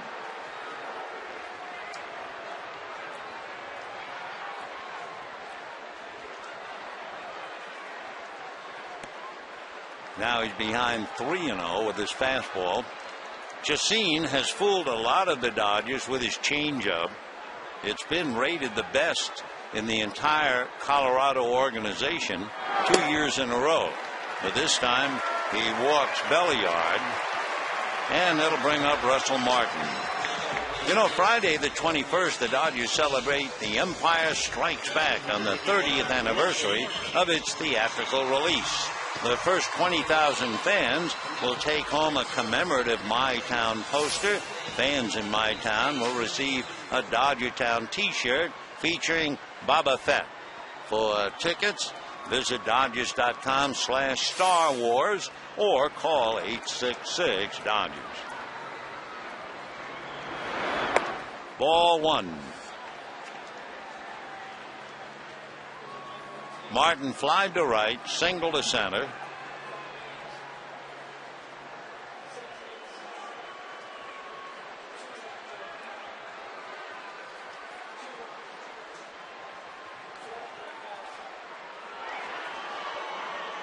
One ball and no strikes. And Martin pops it up. In foul ground, Paul Phillips puts it away for the second out. For Ramon Ortiz, who came in to try and rescue Charlie Hager, Ortiz in 5 innings gave up 2 runs, 6 hits. He walked 2 and struck out 4 and made a total of 82 pitches. 7-0 Rockies. It's been that way since the top of the second inning. And the batter now, Matt Kemp, grounded to third and struck out.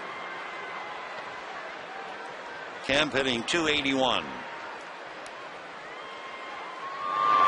Fastball, 0-1.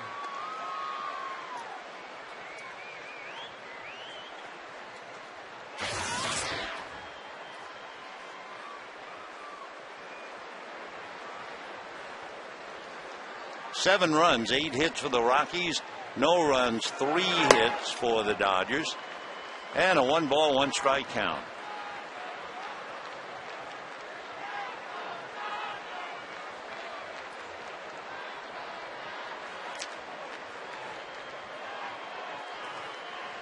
Matt picking up the RBI last night on what appeared to be a catchable fly ball that dropped for a triple. Picked up an RBI for the first time in 14 games.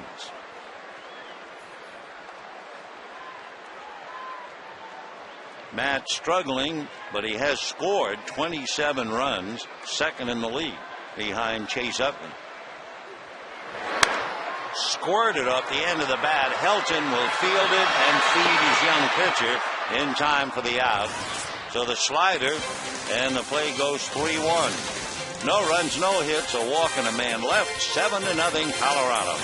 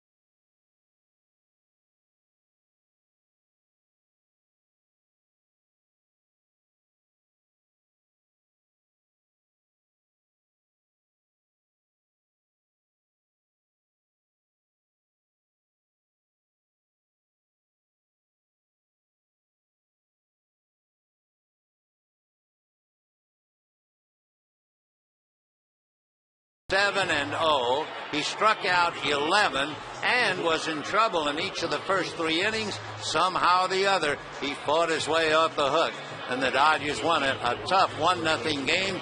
Fernando's record 7 and 0. Let's go back to this one.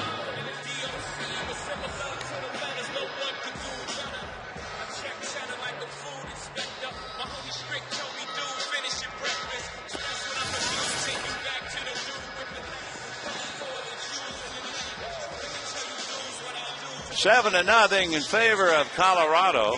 The Dodgers using Charlie Hager, who could not get an out in the first inning. Then Ramon Ortiz goes 5, and now Carlos Monasterios will be the 3rd Dodger pitcher. Monasterios will be facing Todd Helton, Tulo, Troy Tulowitzki, and Carlos Gonzalez, the very heart of the Rockies lineup. Youngster is 1-0 with a good ERA of 2. Monasterios, originally signed by the Yankees. He's from Venezuela. Then he went from the Yankee organization to the Phillies. The Mets chose Monasterios out of the Phillies system, and the Mets then sent him to the Dodgers under the Rule 5 draft. 2-0. High fly ball to left field. Manny just about there now. So Helton, 1 for 3, a single and a walk. And with 1 out, Troy Tulowitzki.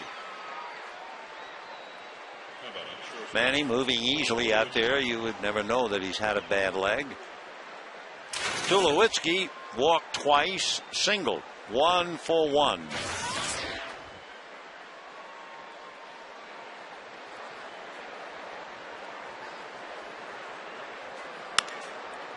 And he promptly hits one over the glove of Blake DeWitt.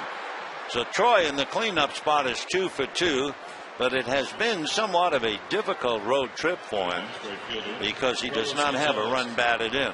But talking about RBIs, how about Carlos Gonzalez? First inning, bases loaded, knuckleball from Charlie Hager, drilled inside the chalk, and 3-run score on the triple. And that really got him started in the Hyundai key to the game.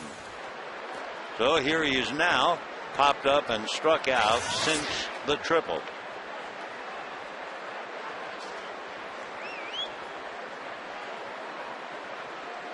Gonzalez batting .324. Ball 1. Hager, Ortiz, Monasterios, Chassin. So far so good for the Rockies. And tomorrow, final game of the series and of the homestand, Clayton Kershaw and the ace of Baldo Jimenez. That's fouled away upstairs off first base. Change up, and he really turned around on it. 1-1. Gonzalez with 18 RBIs in his last 11 games. 1-1. And ball 2, 2-1.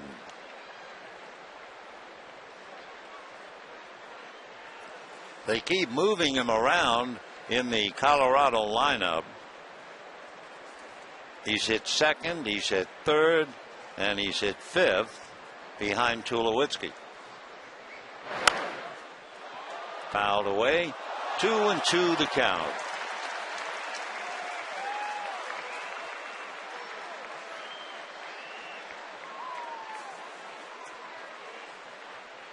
One away, 7-0 Rockies. We're in the top of the 6th inning. Rockies have a better record than the Dodgers on the road, but that's not saying much. Bad ball, he couldn't wait for it, and down goes Gonzalez. The Rockies are 7-10 on the road, so if they win tonight, 8-10. The Dodgers on the road, 4-11. So with 2 out, here's Ian Stewart. Came up against Ramon Ortiz, hit one over the center field wall with Gonzalez aboard. Single to left to drive in a run. So he's hitting .289 and promptly hits one foul down the right field line. 0-1 the count. When the Dodgers come up in the bottom of the 6th, it'll be Andre Ethier, Manny Ramirez, and James Loney.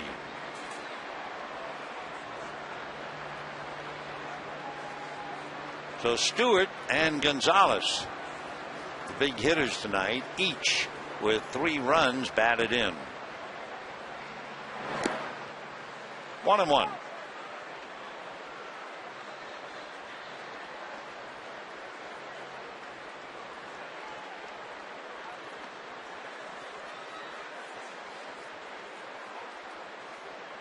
Hager, Ortiz, Monasterios. So Monasterios becomes reliever number 101. There's a line drive base hit cut off by Ramirez, but there's no way to stop Tulowitzki running with 2 out. He's at third.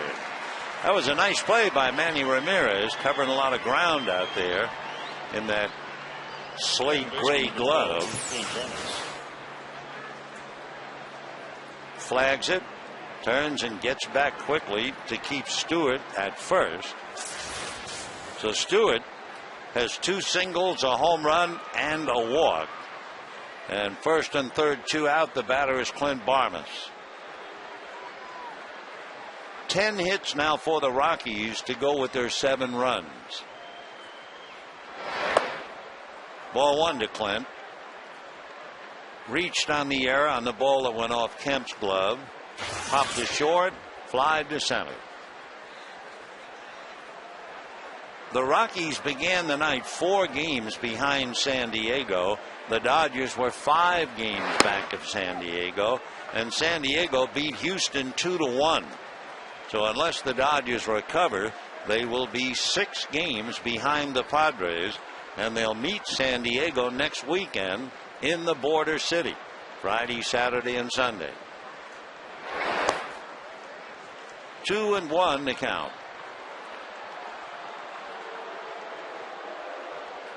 Plate umpire Bill Hahn throwing that curveball out. It was in the dirt. 2-1 to Barmes with Paul Phillips on deck.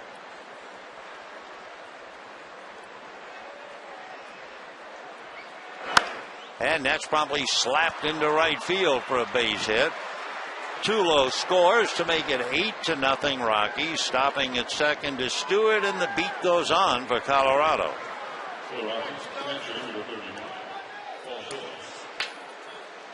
Paul Phillips will now come up, and Phillips is 1 for 3.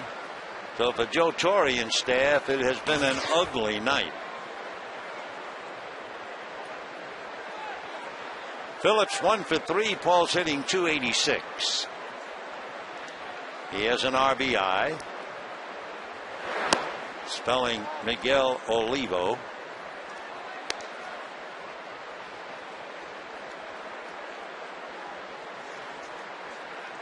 Phillips from Alabama. Originally signed by Kansas City back in '98. 2-0. He had 2 years where Phillips couldn't play at all. He went on the DL with a left hip flexor injury. Then he had a stress fracture in the back of his elbow, and eventually Phillips had to have Tommy John surgery. Pop fly, Blake DeWitt will go out and make the catch. But the Rockies put together 3 hits for a run, and at the end of 5.5 innings, 8-0 Colorado.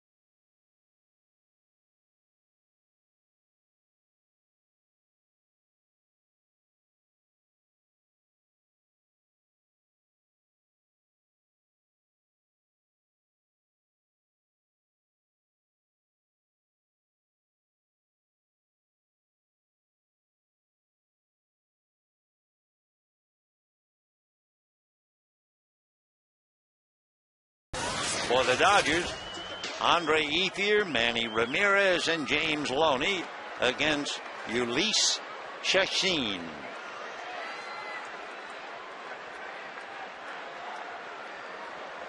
Ethier lined to single to left, and fly ball single promptly bangs this one for a hopper into right field. That'll go right by the bullpen gate, and he jogs into second base with a double. Ethier was hitting .388, and now he's 3 for 3 in his 9-game hitting streak. So Andre Ethier. Interesting on that swing. You didn't see the top hand. You didn't see his left hand roll the bat over. Maybe we could see that swing one more time without interfering. Watch that left hand, the top hand. Good stride, but watch the hand. See it come off? That's an old part of an old Charlie Lau hitting theory to make you really follow through. A nice swing. Here's Manny on ball one. Ramirez hit into a force play, lined out to right. 12 years with 100 or more runs batted in. Manny hitting .395.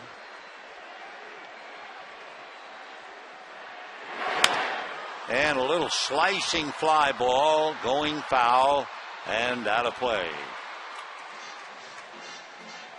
Oh, yes, is she delighted? And it looked like, well, maybe her son got the ball. Yes. Yeah, that's a mom's look.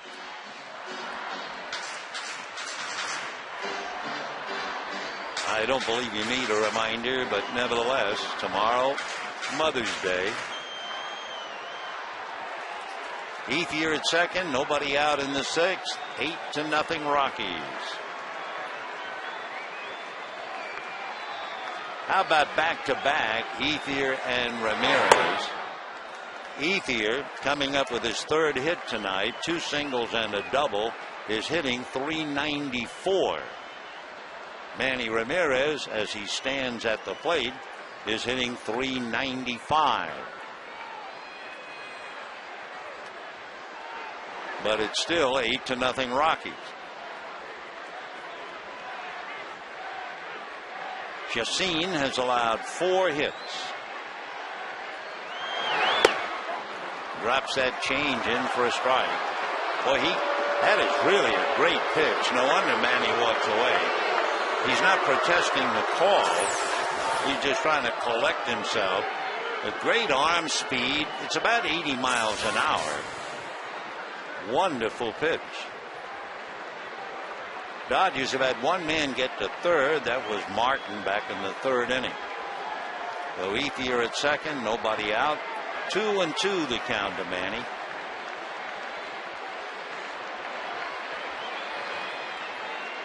Eight runs, 11 hits for the Rockies. No runs, 4 hits for the Dodgers.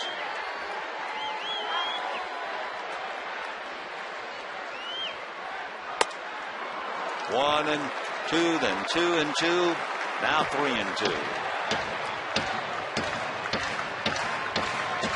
Rockies trying to beat the Dodgers and get to the 500 mark in the Western Division. The Dodgers have won 5 out of 7 in the West.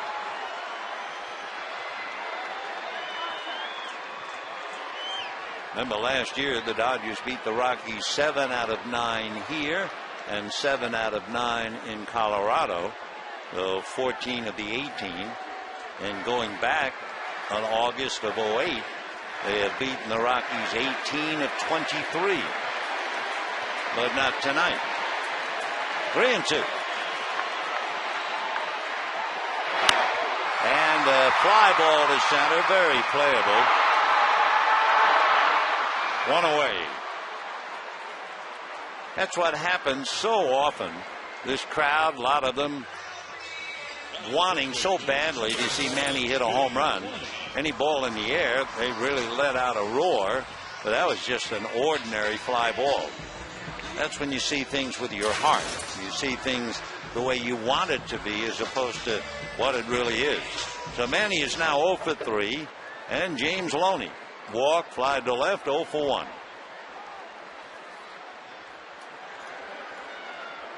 Might have trouble with his name, but you can bet the Dodgers will remember it. Ulysses Chacin. His first name, J-H-O-U-L-Y-S. Ulysses.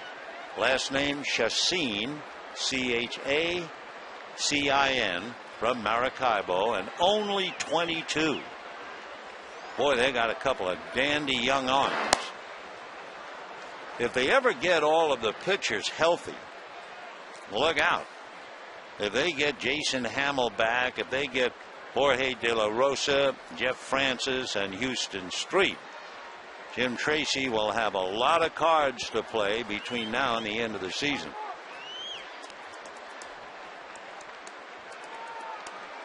One and one to count.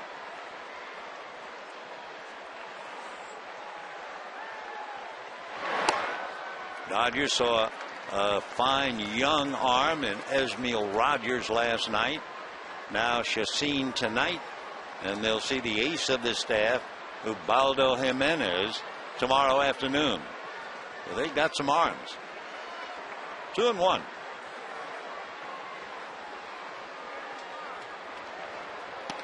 And ball 3.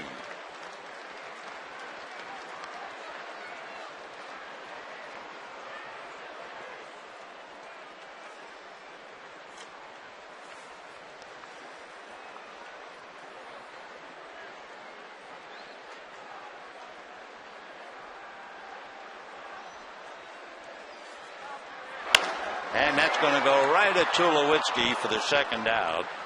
Deloney lines to short, and Casey Blake coming up. So James celebrated his 26th birthday yesterday, but he went 0 for 4, striking out twice. He's 0 for 3 tonight, and now 0 for 7.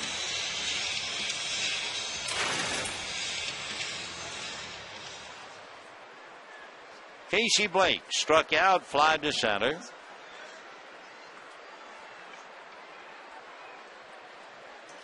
Chacin has struck out 5. Starts him with a fastball strike, 0-1.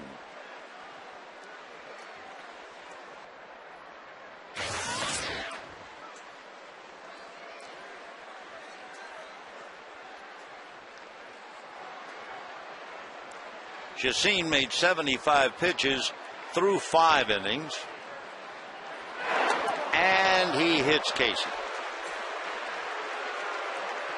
So Blake hit by the pitch with 2 out. Dodgers have runners at first and second, and the batter will be Blake DeWitt. Number 33, Blake DeWitt.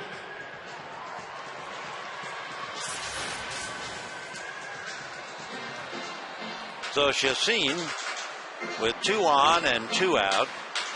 He's gotten DeWitt twice. Blake is 0 for 2, struck out, fly to center. For Chacin, he is just about ready to make his 90th pitch.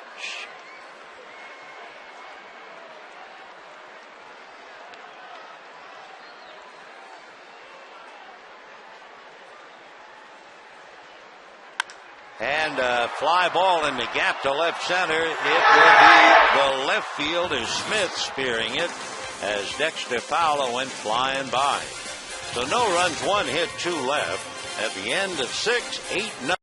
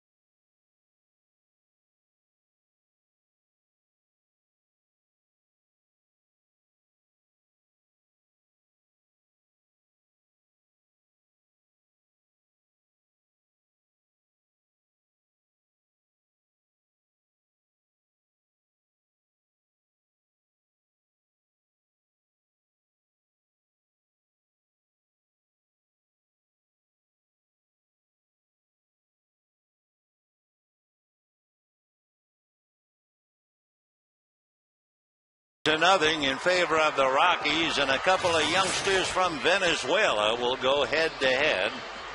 Ulysse Chacin from Maracaibo up against Carlos Monasterios.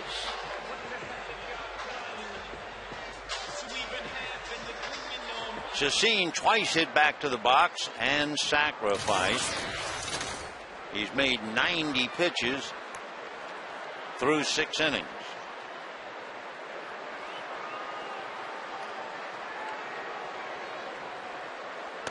And a fastball for a strike. 0-1.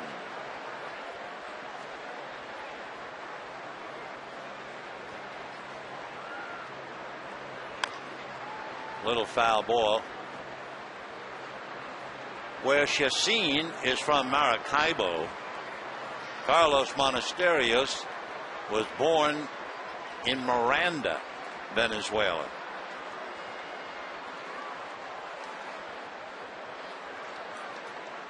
Oh, and 2 the count. Big breaking ball over the top, stayed up. 1-2.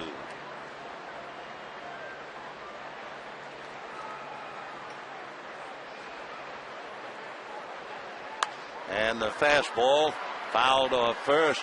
Loney over to take a look. Can't make it.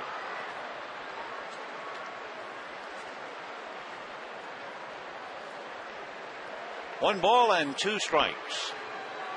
Rockies got 6 in the first inning. 5 of the 6 at the expense of the starter, Charlie Hager. They picked up another against Charlie. Ortiz gave up a couple, so it is 8-0 in favor of the Rockies.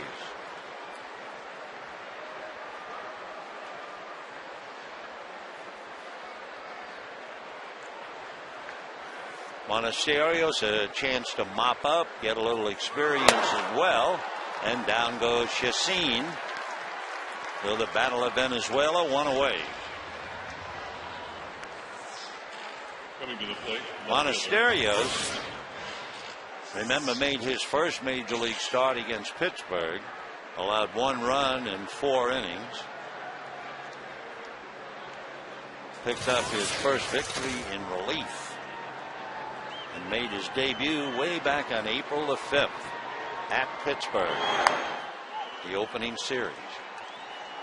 Seth Smith, single to left, hit back to the box, fouled out to third, and single to right. In the dirt. 1 ball and 1 strike. Crowd very quiet. They've had nothing to cheer about. The Rockies let all the air out of the balloon in the first inning when they scored 6. That's a strike. 1-2 the count to Seth.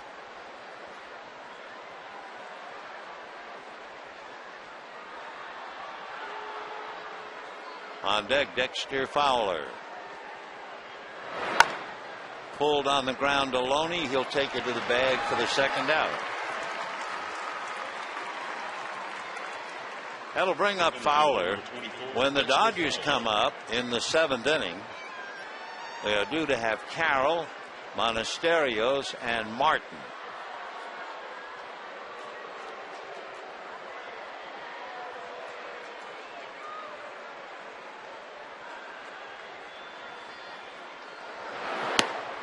And ball 1 to Dexter. Walked and struck out, grounded out twice. 0 for 3.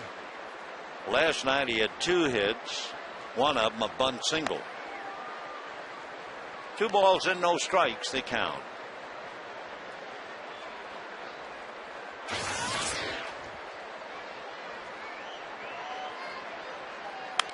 Fouled off, 2-1. On deck, Todd Helton.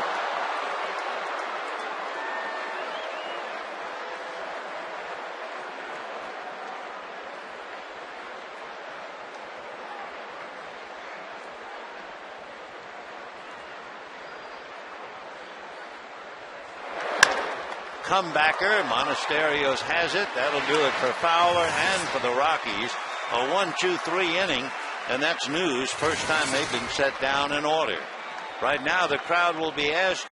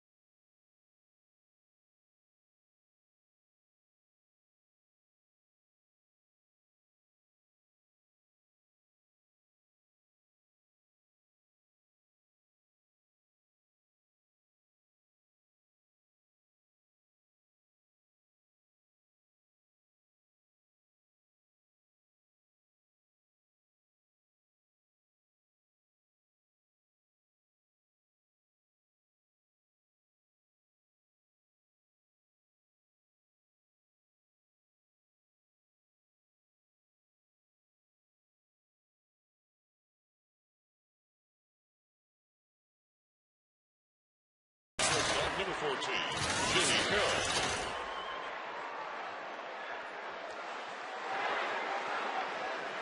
Dodgers down 8-0 in the bottom of the 7th inning. It'll be Jamie Carroll, then Garrett Anderson and Russell Martin against Ulysses Chassin. 0-1.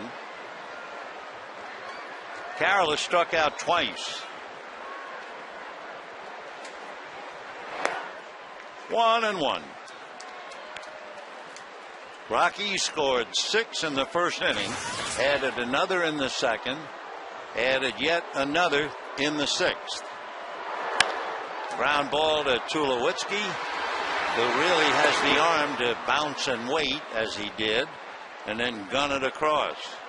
So 1 away. We mentioned that when he was at Long Beach State, he was turning a double play and they clocked his throw, and it was 94 miles an hour. He's got it all. And here's Garrett Anderson. Ronnie Belliard appeared as a pinch hitter for Ramon Ortiz and drew a walk in the 5th inning. Garrett hitting 133, and that's a strike. 0-1. He certainly didn't think that was a strike, so he's not quite ready to bat.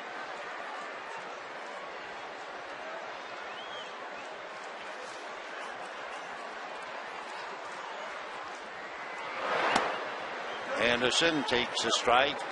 Good curveball.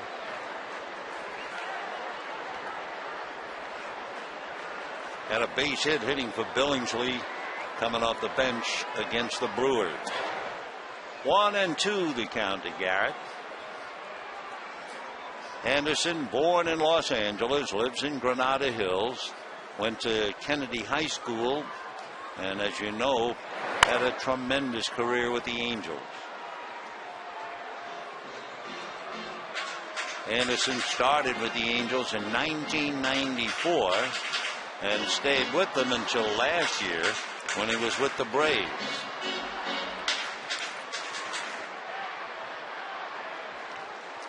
One and two to Garrett.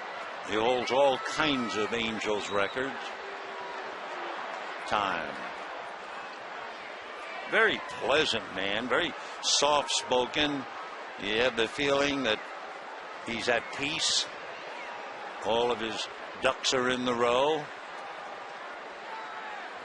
And I think because of that peacefulness, that nice genial personality, he's had an effect in the clubhouse.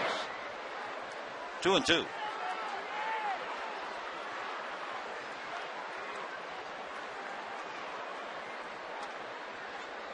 Garrett will be 38 the end of June. 2 balls and 2 strikes. Down he goes. So with 2 out in the 7th inning, the batter will be Russell Martin. And we remind you, visit the official online shop of the Dodgers at Dodgers.com. You can browse the largest selection of official gear, the latest apparel, memorabilia, authentic classics for the whole family.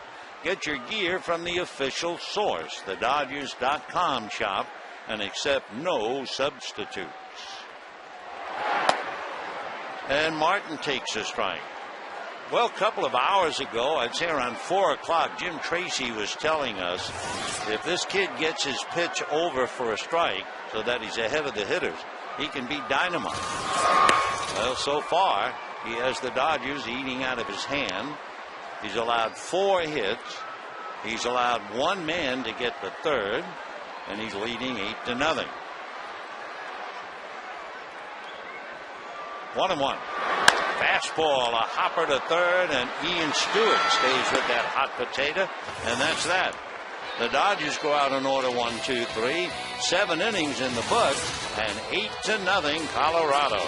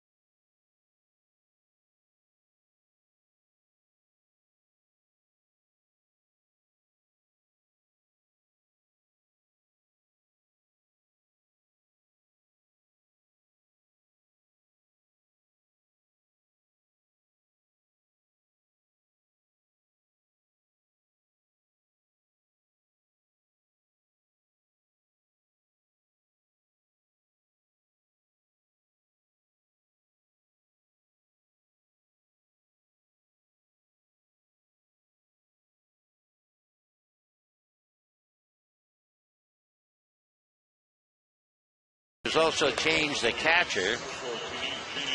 They've also brought Nick Green in. A.J. Ellis is behind the plate.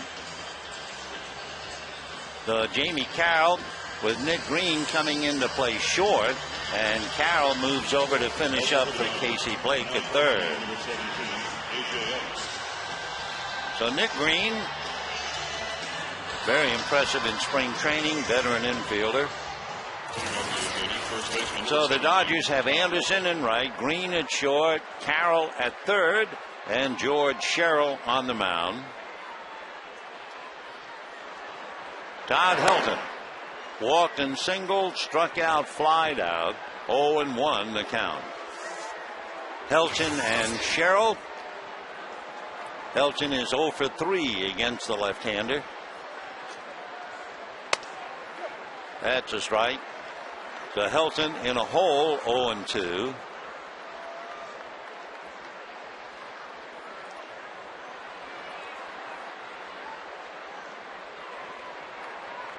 Big breaking ball. 1-2 the count. Sherrill came in briefly last night in the 6th inning to pitch to Helton, and Helton had a fly ball to center field to pick up a run batted in. Big swing and a miss on that high curveball, and down goes Helton. So Todd strikes out twice tonight while going 1 for 4. And the batter will be Troy Tulowitzki.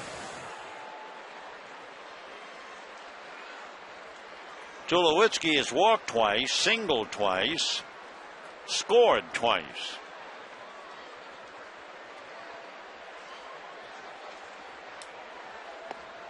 And ball 1. 8 runs, 11 hits, no errors for the Rockies.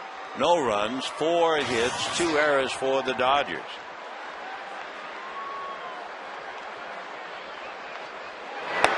That's in there. 1-1.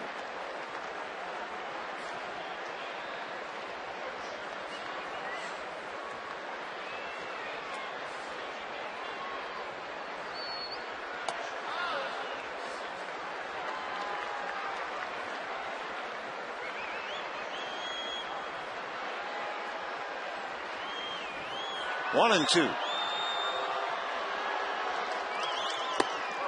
2-2.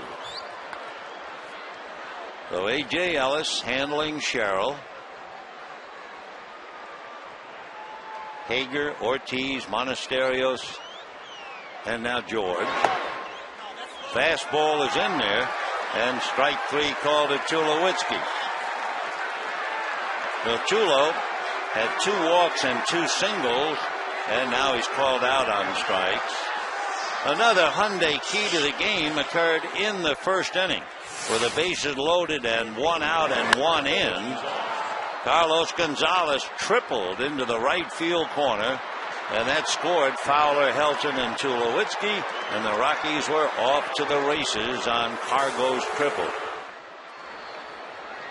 Since then, popped up and struck out twice. Pulled on the ground to Loney, and just like that, the inning is over.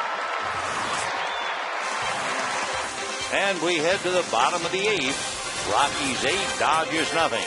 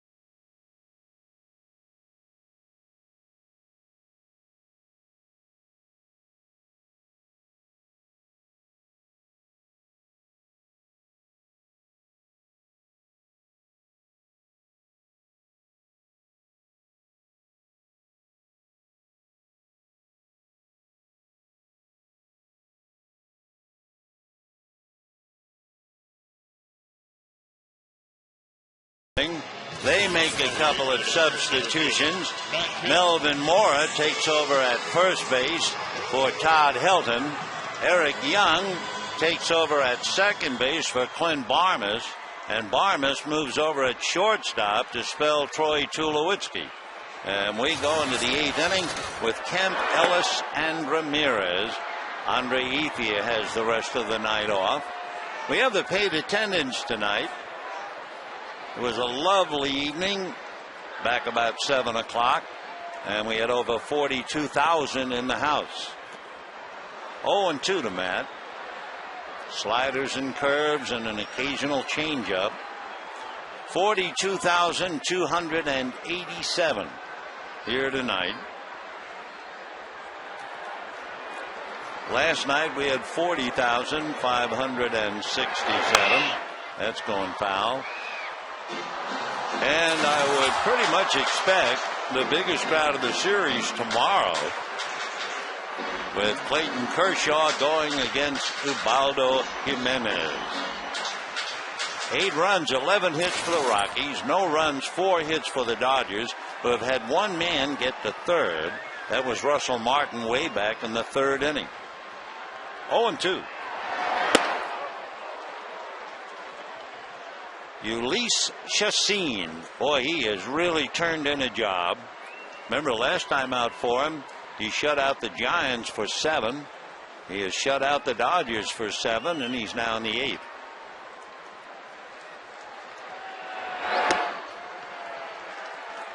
Two and 2 the count to Matt.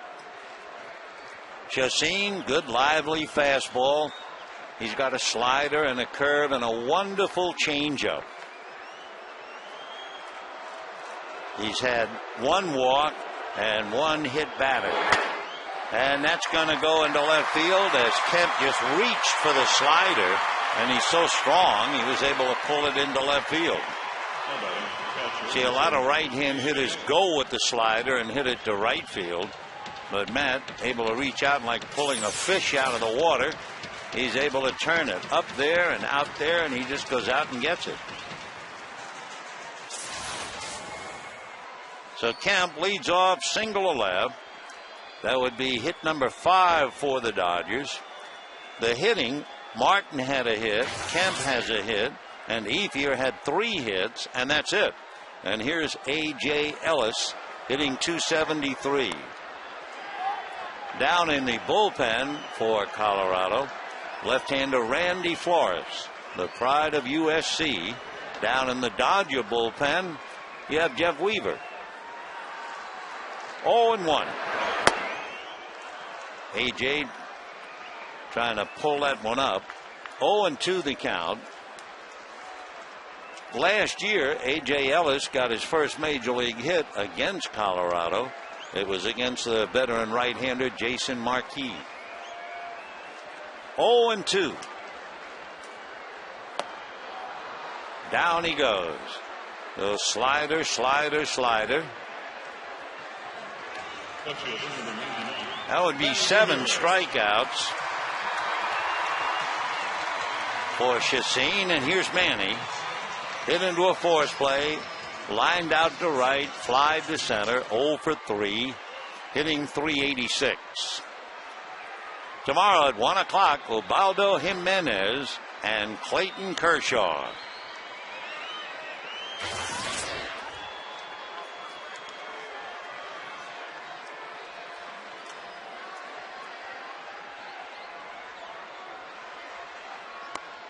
And ball 1 to Manny.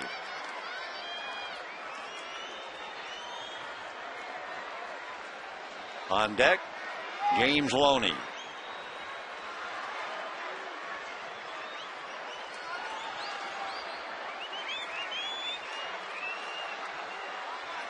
Manny 2 home runs, 12 runs batted in. And there goes Kemp, hit and run foul ball. If nothing else in a one-sided game, you might as well practice a play. So Kemp was going, and Manny fouled it off. 1 ball and 1 strike. Matt Kemp, normally a very successful base runner, but he has struggled in the early going this year. He's stolen 4, but he's been caught 6 times. They're not holding him on. Mora is behind him. Ground foul into the Dodger dugout, and the count 1-2. So Ulysses Shakeen, who is only 22, he was 22 in January. You put him along with young Esmil Rogers we saw last night. Then you add Ubaldo Jimenez, and if they had a healthy Jorge De La Rosa and Jeff Francis, wow. In the dirt, nice block by Paul Phillips. 2 balls and 2 strikes the count. Of course, when you talk about a pitching staff, certainly in the National League, you look to San Francisco. I mean, Tim Lincecum, Matt Cain, Jonathan Sanchez, and a brand new Barry Zito, pitching better, I think, than he's ever pitched from what we've heard. 2-2 to Manny.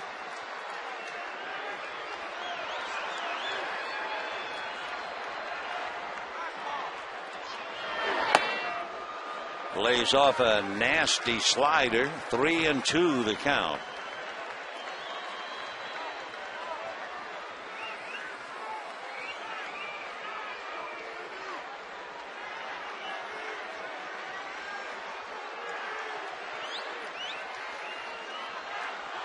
One out, 8th inning, 8-0 Rockies.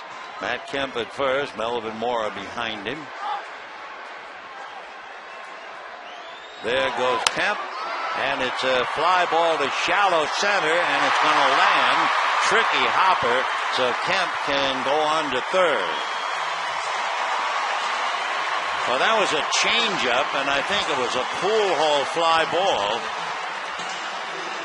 Manny sent a cue ball out to center, and when it hit the grass, it veered sharply to our right or to Dexter Fowler's left. Young Chacin now up there with 117 pitches, and Jim Tracy says that's enough. That's enough. So Ramirez gets a fly ball single, and with 1 out, 1st and 3rd, left-hand hitting James Loney, and he's had Randy Flores down in the bullpen. Chacin, a very, very impressive performance. Wow. And Randy Flores coming in as Ulysses comes out.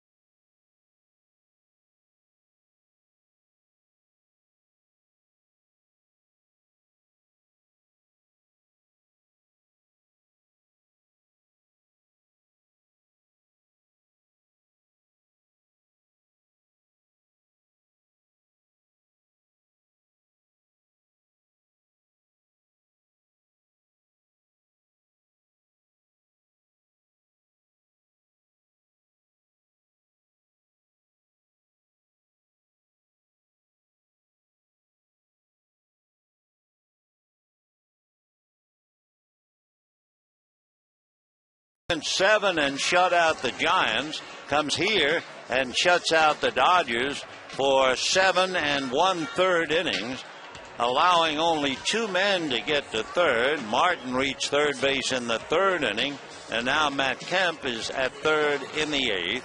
And with one out, they bring in the left-hander Randy Flores to face Loney and Green. Randy is a local boy. He was born in Bellflower, lives in Pico Rivera, went to USC, and was originally signed by the Yankees back in 1997. He never made it with New York. He did come up with the Rangers. He was also with the Rockies 8 years ago.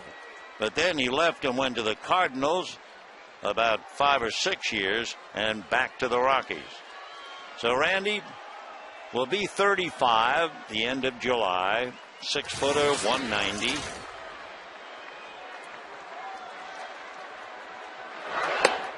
Breaking ball stays up. 1 ball and no strikes. James Loney, 0 for 4 last night, 0 for 2 tonight.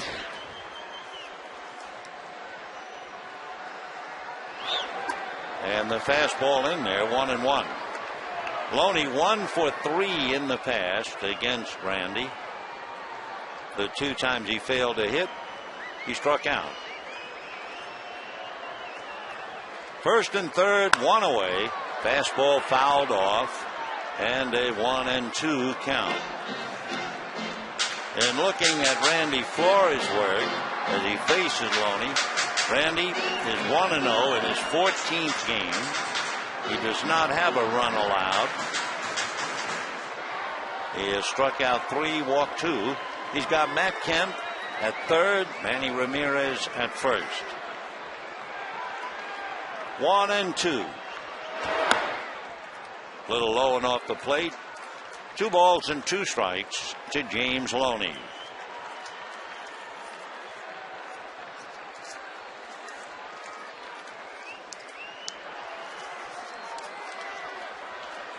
Two and 2. Big slow curveball hit foul. Game really went down the drain in the first inning. Charlie Hager having a lot of trouble controlling his knuckleball. Seth Smith hit a little fly ball single to left, and then Fowler walked, Helton walked, Tulowitzki walked. That forced over a run. With the bases loaded, Gonzalez tripled, and then Stewart homered with Gonzo at third, and it was 6-0 in the top of the first inning.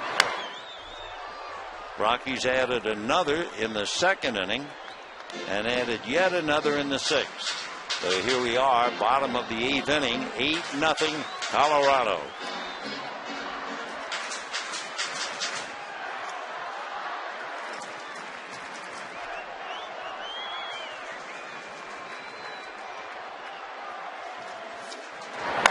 A little comebacker. Flores goes to second for 1. They get the double play, and the Dodgers fail to score. The Randy Flores, Randy's a dandy, and at the end of 8, Rockies 8, Dodgers nothing.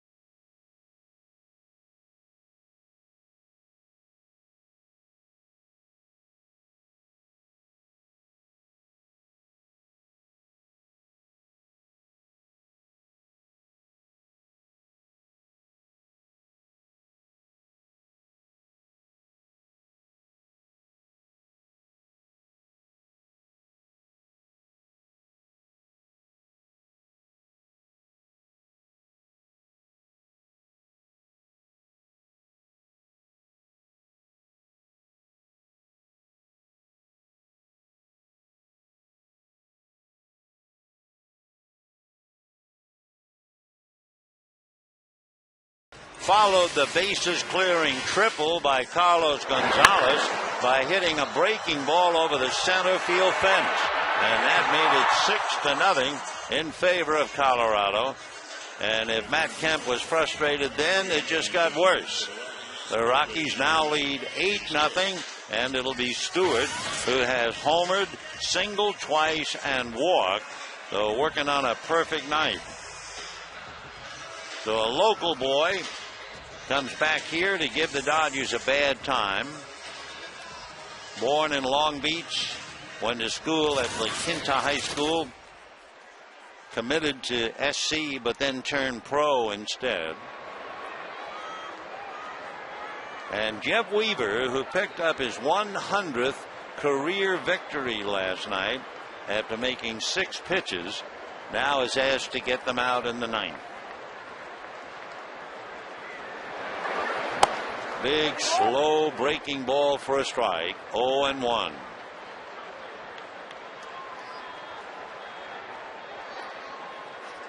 Stewart, 6'3", 205-pounder.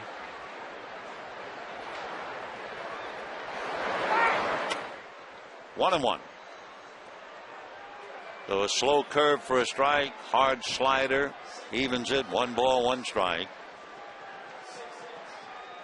There are all of his victories, the most with the Tigers, followed by the Dodgers. And at one time, 3 with the Angels. Ground ball to first, Loney will take it. And just like that, 1 away, and they get Ian Stewart for the first time tonight. 1 away. Shortstop, number 12, Clint Barnes. Clint Barnes will be coming up.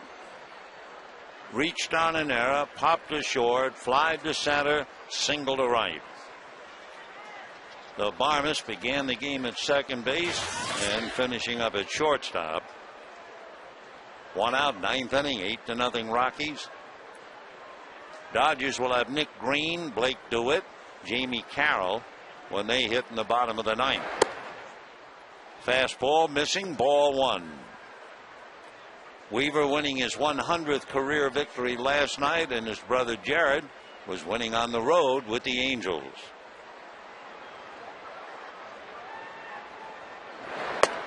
That's a strike. 1-1 to Clint Barmes.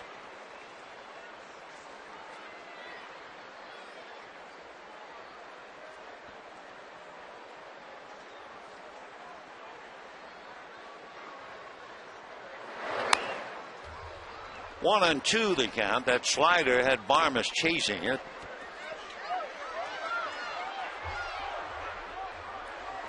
Tomorrow afternoon, Clayton Kershaw and Ubaldo Jimenez.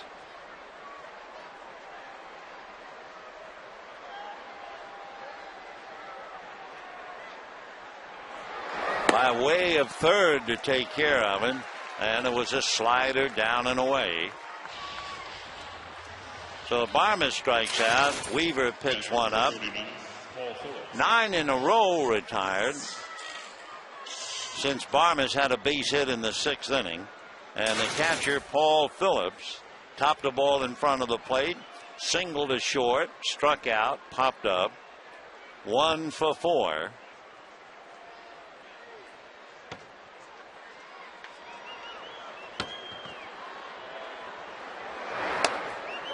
Good fastball in for a strike. On deck, Jason Giambi to bat for Randy Flores. Giambi, the veteran, left-hand hitter, waiting on deck. 1-1 the count to Paul Phillips.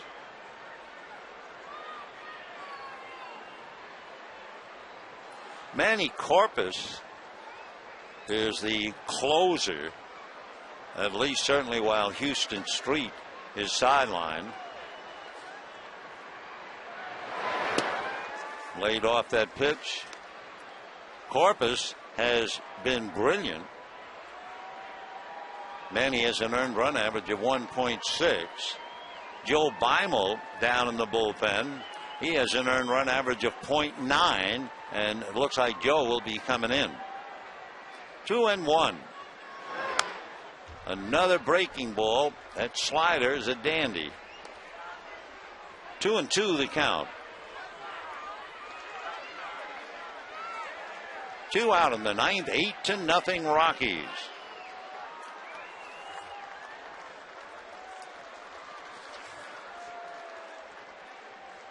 Dodgers have been shut out 4 times this year. Twice at home, twice on the road.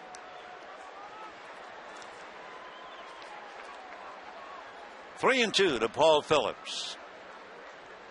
Having beaten the Colorado Rockies 18 of the last 23, Colorado getting their licks in tonight.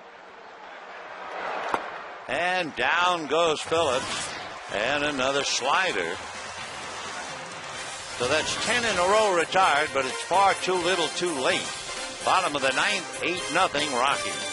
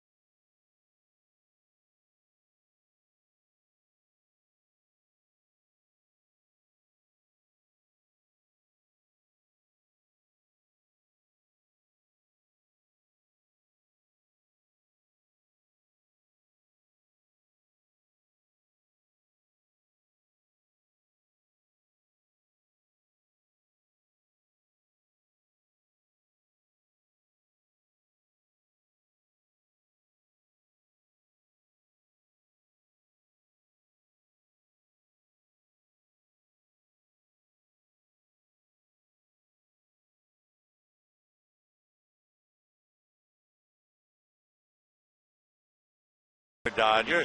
Joe Beimel will come out of the bullpen and try to close it up. Joe, left-hand batters hitting 154 against him, so of the trio, he'll be looking at Blake DeWitt, but first Nick Green.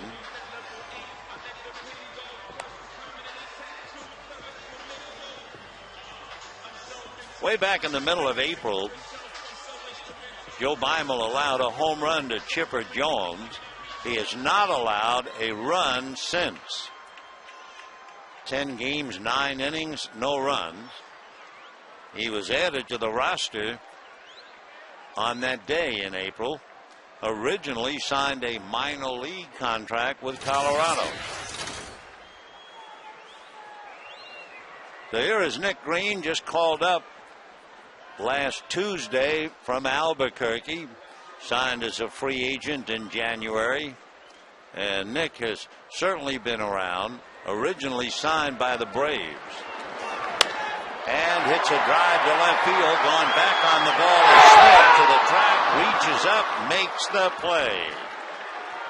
So Nick Green, a long out to left, and just like that, one pitch, one away, and Blake DeWitt coming up. So with left-handers hitting 154, be a good test for Blake. Right-handers, by the way, are hitting 176 and less than that now that the fly ball by Green was caught. So here's DeWitt, struck out, fly to center, fly to left, 0 for 3. Fastball in for a strike, 0-1.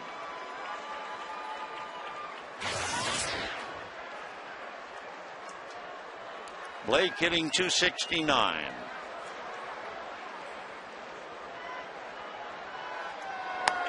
Over the top, another fastball at the knees on the outside corner for a strike, and the count 0-2. So Beimel got green on the first pitch. Now he jumps out in front 0-2 to Blake.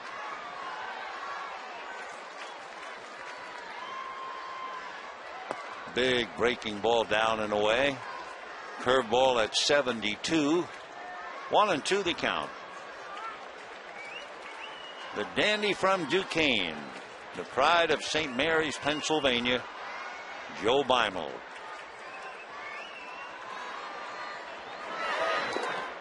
Bounce that breaking ball. 2-2 the count.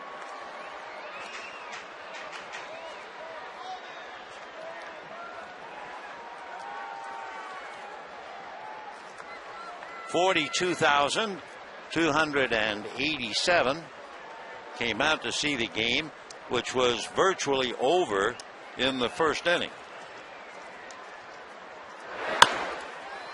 And a fly ball, shallow left. Barmes goes out and makes the play. So the Dodgers are down to their last out, and Jamie Carroll makes his way up to the plate. When you look at Joe Beimel wearing a rather high number, 97, he had won 53 for about 8 years. He had what he felt was a bad year, and he was looking for a change. 97 is the year his son Drew was born. No one had worn that uniform in Pirates history, and he took it, and he's held on to it. He wore 97 here, and you can see that he's out there wearing the uniform for Colorado. 99, of course, tops him with Manny Ramirez. 1-0. There was a pitcher with the Giants many years ago, big right-hander. He wore number 96 because that was the name of his town. 96, North Carolina. His name was Bill Voisel. Fastball fouled away by Jamie. Carroll has struck out twice, grounded out, 0 for 3. Hitting a very steady 271. That's right about his career batting average. He hit in the 270s 2 years in a row for Cleveland.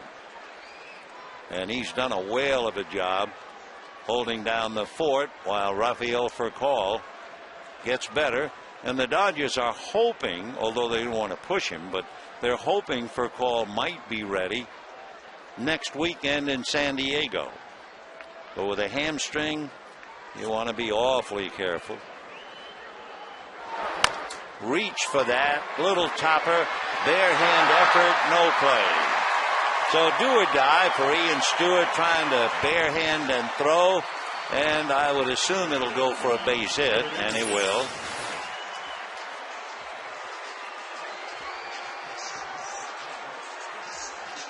So Garrett Anderson, who pinch hit for Monasterios, struck out, stayed in the game. Ian Stewart unable to make that play, and here's Garrett. 2 down, 9th inning, 8-0 Rockies. Dodgers on the edge of being shut out for the 5th time this year and the 3rd time at home. It's a strike. Reed Johnson is out on deck to bat for Weaver in the number 1 spot.